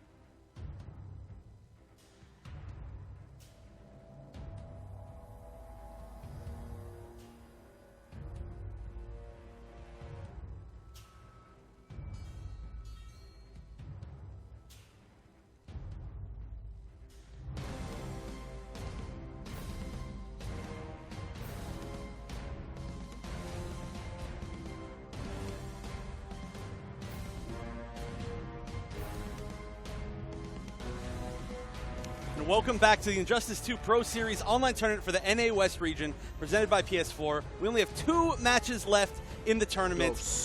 Just Losers Finals and Grand Finals, and Losers Finals is a repeat of the second match of the day, which was also one of the closest matches that we had. So it is going to be Revolver against You look really Mattix. different, Rip. Yeah, I do. You know what? I can't really do it. Nobody can do it. No, Everybody's tried. Everybody's tried. Nobody, no one except can do no the imitations. It's not even close. It's almost insulting to try to do it. But can we take a look at the bracket to see how we got to the point that we're at today? Absolutely. So, Let's look at the storyline. So we started with Star Charger versus Rewind in a dominant 3-0 from Rewind. yeah, it was tough, but Star Charger definitely played better the rest of the day. In our second No, he match, did. it was Revolver against Mattix, which is the match that we're about to see a rematch of in Losers Finals. And then Illusions versus Killstreak, another close match, even though it was a 3-0. Crazy and Lord Peanut, super close match, which is also the same as what happened when he fought against Star Charger. And he was actually down really badly in the first 2 games. Star Charger had dominated Peanut, and he was able to reverse 3-0 him by sticking with his B&B character, Dr. Fate. Yeah, which is working out for him, or was working out for him so far until Mattix shut him down later in the bracket. Yeah, who also had to go and eliminate Noble's Illusions. In what was 3-1. what may be considered an upset. Yeah, I think that's fair to, especially with Illusions coming off of a huge top 8 finish at CEO. Mattix just playing out of his mind, and that's why we see him right now about to face off once again against a Revolver. Yeah, now the big difference here, I think, is going to be their mental state after both of their paths through. So Revolver obviously did win, but it was a very, very close match in the first round of winners. It was, yeah. Now, Mattix has gone through losers and beat a bunch of really good players all in a row. And Revolver, he went through winners one game, and it wasn't terribly dominating, but he did get beat. But he struggled. Yeah, he did struggle against Rewind. So he's coming off that loss. Mattix is coming through with all that momentum, and he wants to win back, Mattix is really, really good. Like, so I hang out with them in the Discord. They play other games as well, but it's like this is the first time I've seen him play Injustice, and he's super impressive.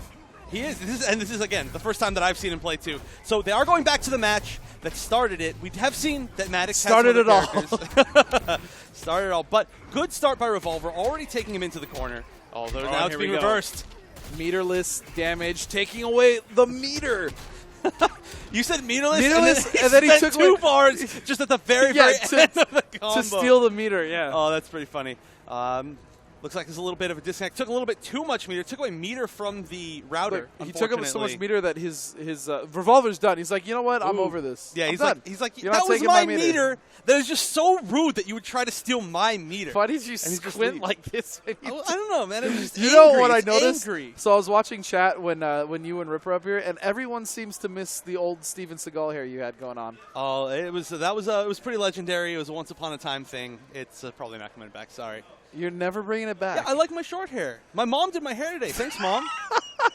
That's actually sick as hell. Yeah, I was out visiting her all the way out, like cool, 2 hours man. east, and she did my hair. She's a professional hairdresser. It looks pretty good, man. Yeah, it looks pretty good. Thanks. Not gonna lie. I'm I did my own actually hair surprised today. that you can do your own hair. I didn't know you had that ability. I'm not incapable. I'm not an idiot. Well, that's not true. That's not true. I am an idiot, but I'm not incapable. All right. Of some things. So my question is, with all this momentum, Mattix is going to be obviously sticking with that shot. We know Revolver is going to be playing. He's going to be playing Atrocitus. What adjustments do you think going into this? Because remember, Revolver beat Mattix. Right. What do you think Mattix needs to do differently than what he did in the first set they played? Well, the one thing that I was talking about a lot the first time that they played in Winners was that Mattix really needs to try and push block, because push block is a great tool and I agree. against Dexstar. It gets rid of a lot of the meter. It pushes him really far back so he can't use the Dexstar as effectively. And then, of course, he's Deadshot. He gets to build so much meter, unless he's doing weird triple bar quarter combos. Sure, but on the other, but that was also to drain meter. But on the other side of the coin, a lot of people think that it's almost pointless to push block Atrocitus, especially when you're in the corner, because he just gets in for free with 4-2 again, especially with Dexstar out. It's true, but I think it's all about timing it out. So sure, maybe block the first string, maybe block the first 2 strings, but then as soon as he gets within that point where you push blocking Dexstar makes Dexstar completely go away. No, that's right, that's and that's like it. the third side of a coin, even though it has 2, right? But there's Sure. different options. There's that, the ring around the coin. That, right? Sure, that we could count that. So that is another thing that Mattix could do. but I'm curious to see what's going to happen. It seemed like Mattix was actually comfortable spending meter just to take away some bar from Atrocitus. The problem is that Atrocitus, being that he has Dexstar, is going to build that bar anyways, right? Right, and on top of that, he doesn't really need meter for too much. If No, he he gets doesn't. a connection and has absolutely no meter at all, then he technically, and no trade out, of course. Right. And technically, he can't get a conversion, but he builds so much meter so fast that. Yeah, 4, 2, 2, 3. I mean, yeah. it's the string.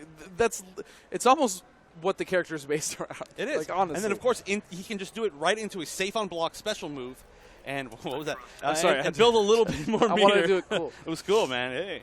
If you take this off, do you turn to Superman? Da-da-da. No, I just turn into a fat guy without glasses instead of a fat guy with glasses. Honestly, nothing really changes. That's if I'm being honest. a superpower. It's a superpower. No, but I'm not sure if I agree with the decision, though, to drain the meter. Because he's also using spent, his 2 own bars meter too? to drain it. Yeah. Yeah, and he only drained, like, what, 1 bar, I think, total? Or, like, half? Yeah, it's not too much. But he needs that meter for all of his defensive options. He needs No, he the meter does. to challenge the shield. Yeah. He needs the meter to push block. And Rip to and make I it were roll talking away. about that, is the meter management for the new the new tools that the universal tools that everyone in the cast gets.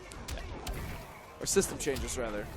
So it looks like This they looks will exactly just be like the restarting first it. set.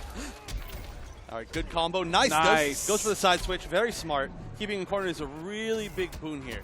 All right, and now this is exactly what Revolver wants. He has Mattix stuck in the corner. Dexstar is out. Pressure is huge.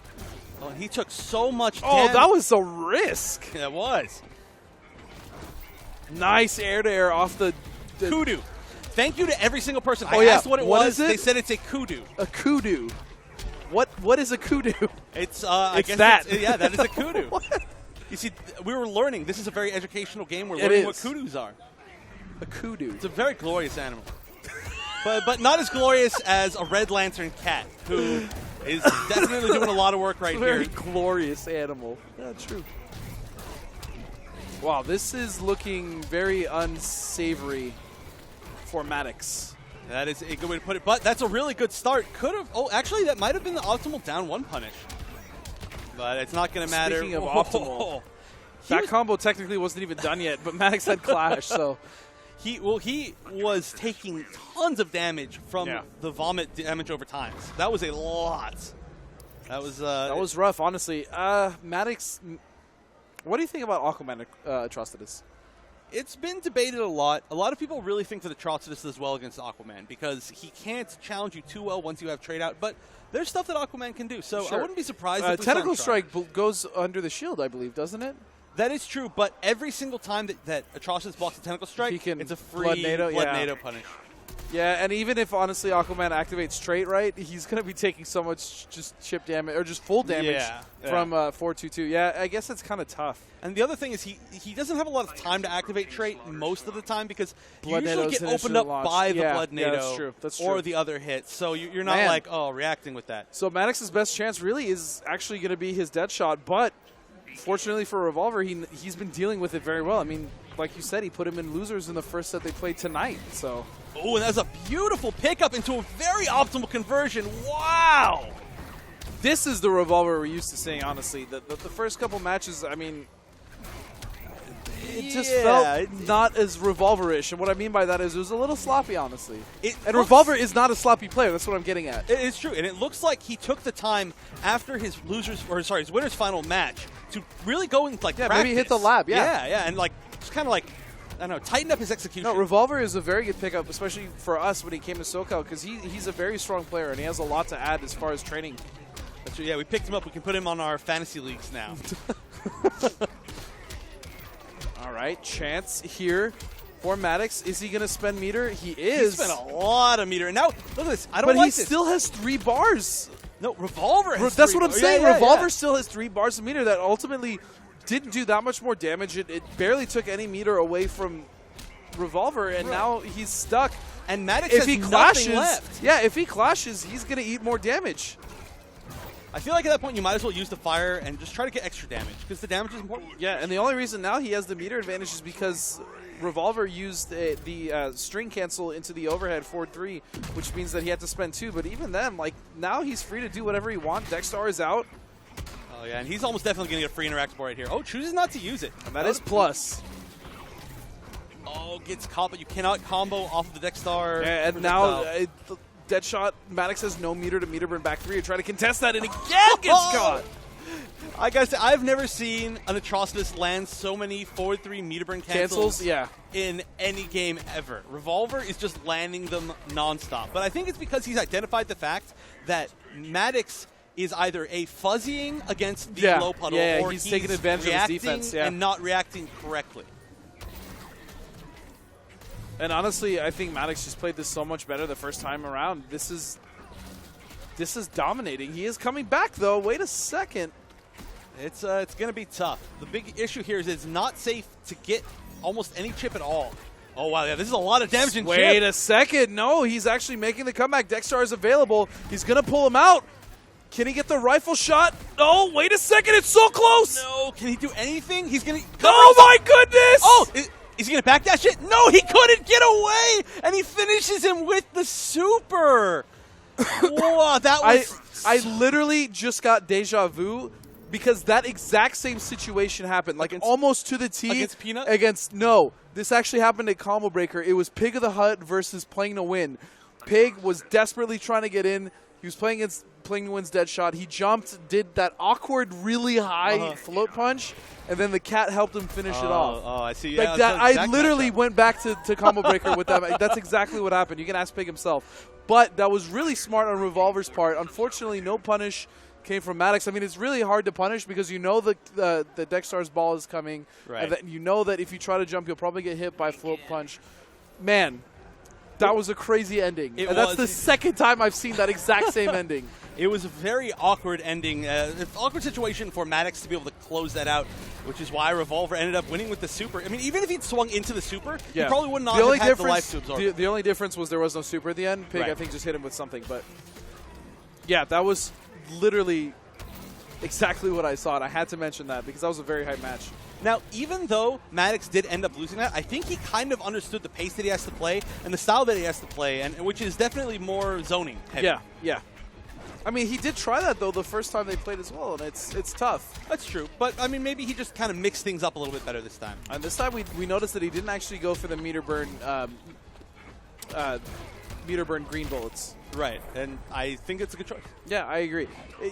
If it had drained more meter than it actually does, I think it would be okay, but he honestly just gave away escape options and defense for that. Yeah, or at the very least, it would be okay with him bringing it out and then not spending so much meter to continue that. Sure. If he wasn't losing meter overall, then, yeah, I would agree with it. Like, just go for meterless stuff. Drain a little bit. Ooh, and wake up knee. Went for the interactable bounce.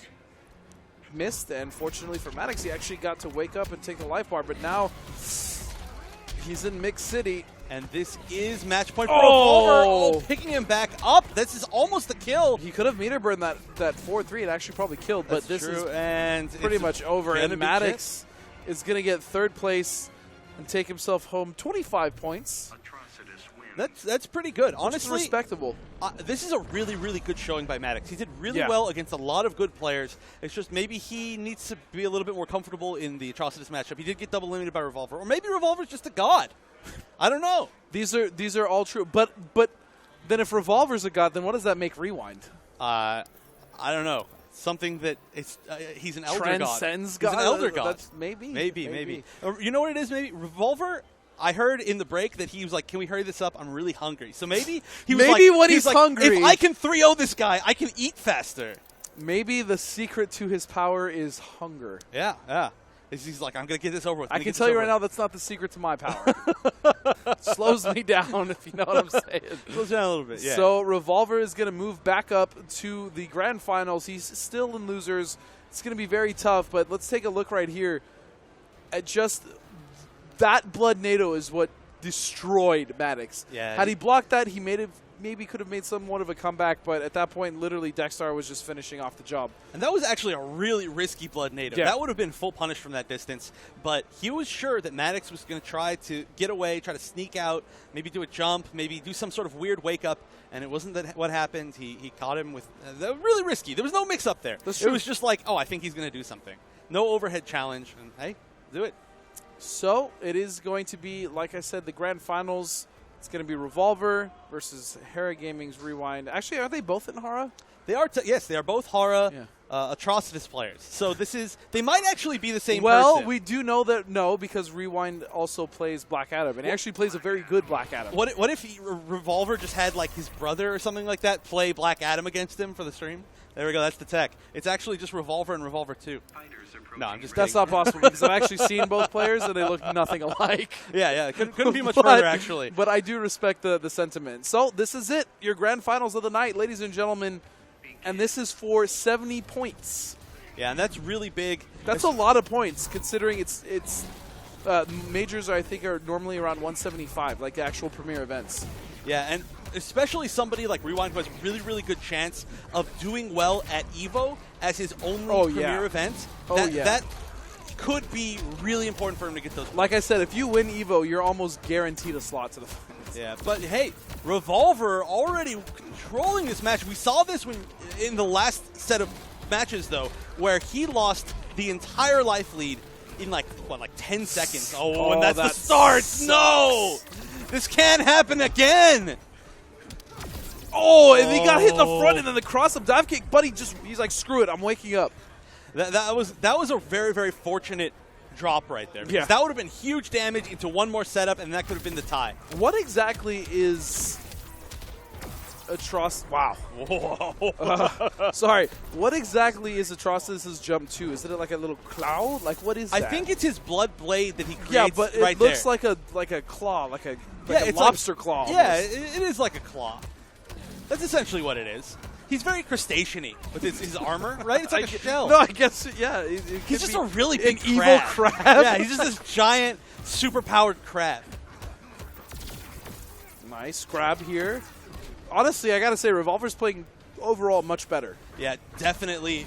Oh, and again, beautiful pickup. I have to say, Revolver is one of the best at picking up stray hits.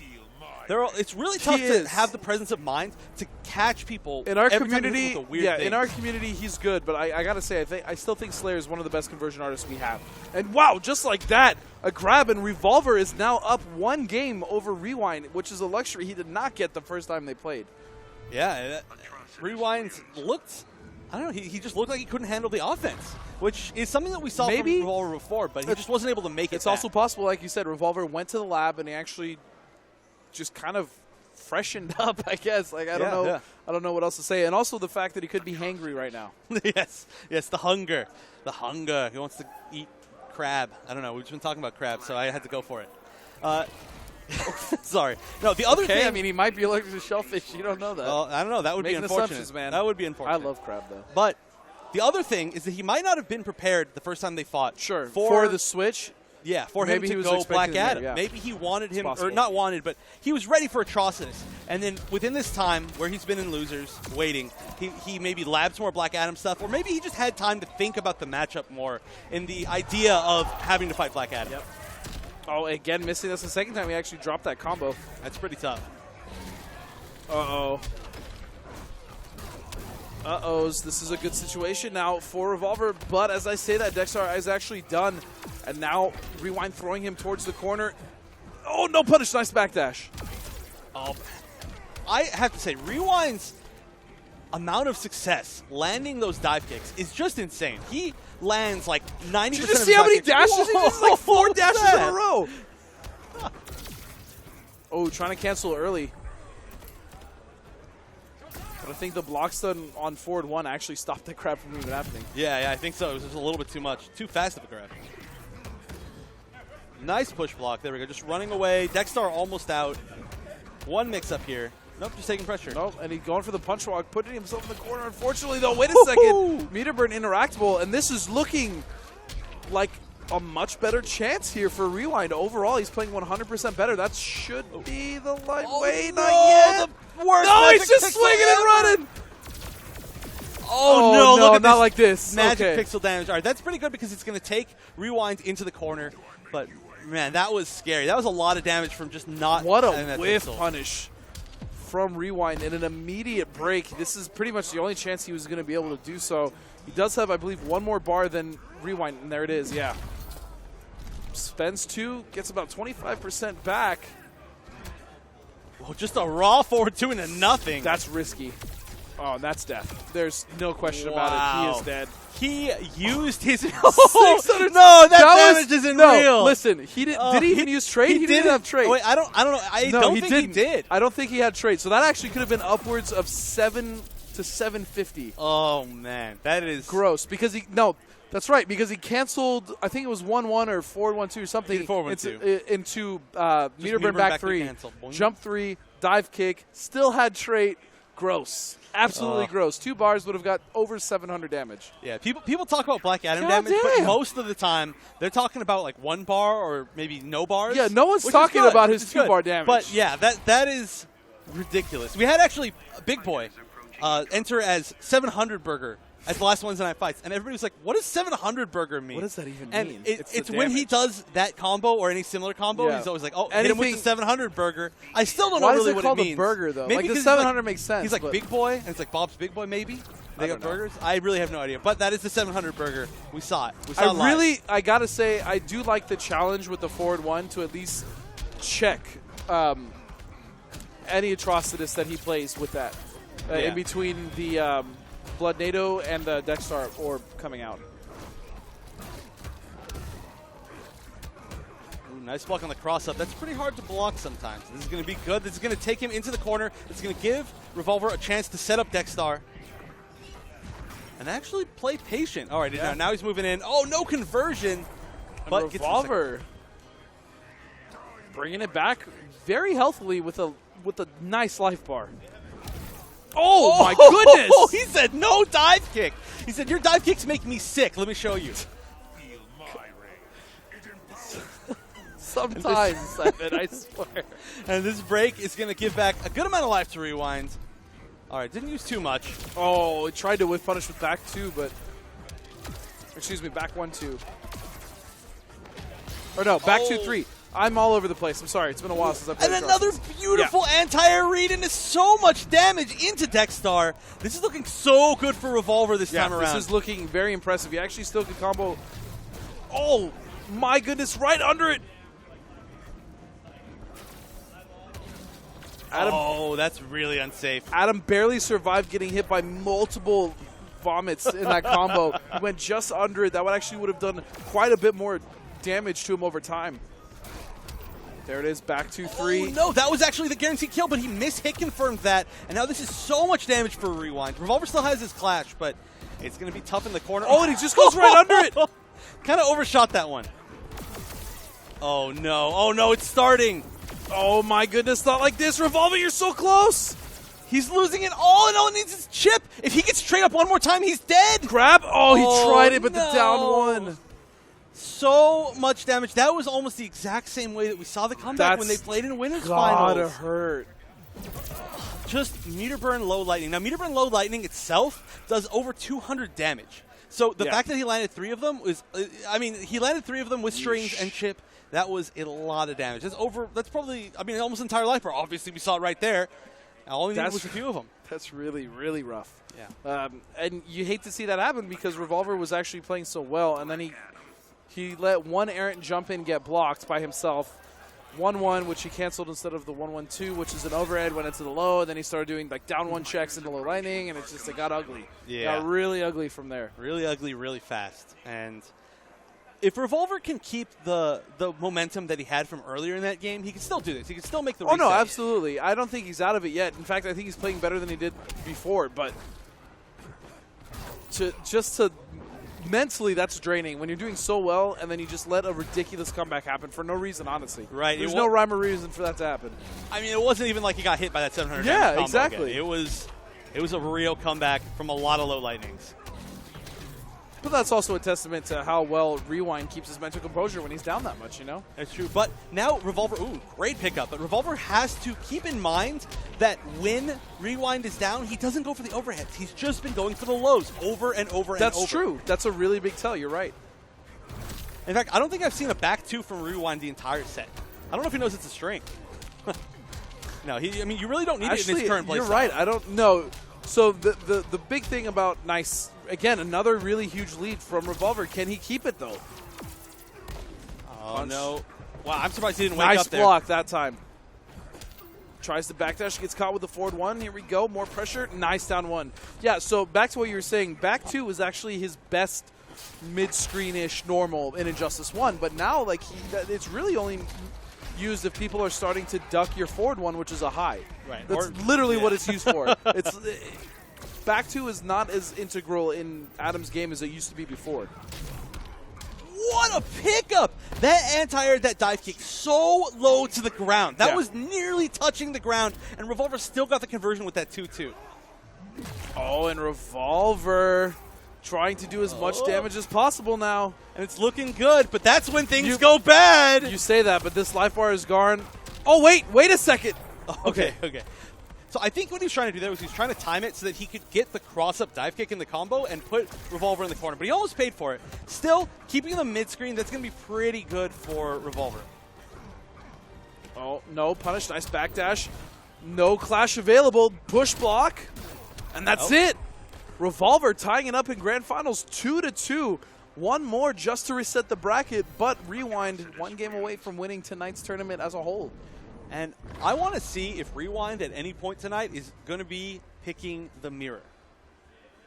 I don't know if he wants to. I mean, he's played Black Adam like this entire top 8. Well, he doesn't really need to, right? Yeah, no, he definitely doesn't need to. Oh well, but he wants to. Of course. So why do we even speculate anymore? I don't know. Well, you speculate so that the opposite can happen. That's the rule. Yeah. But yeah, we're going to see the mirror. We're going to see the two top Atrocitus in this tournament against each other. This should be interesting. It should be weird. It's a matchup that we very rarely see. Yeah. All right, and a good start from Rewind. Yeah, definitely a good start. Dextar's out now.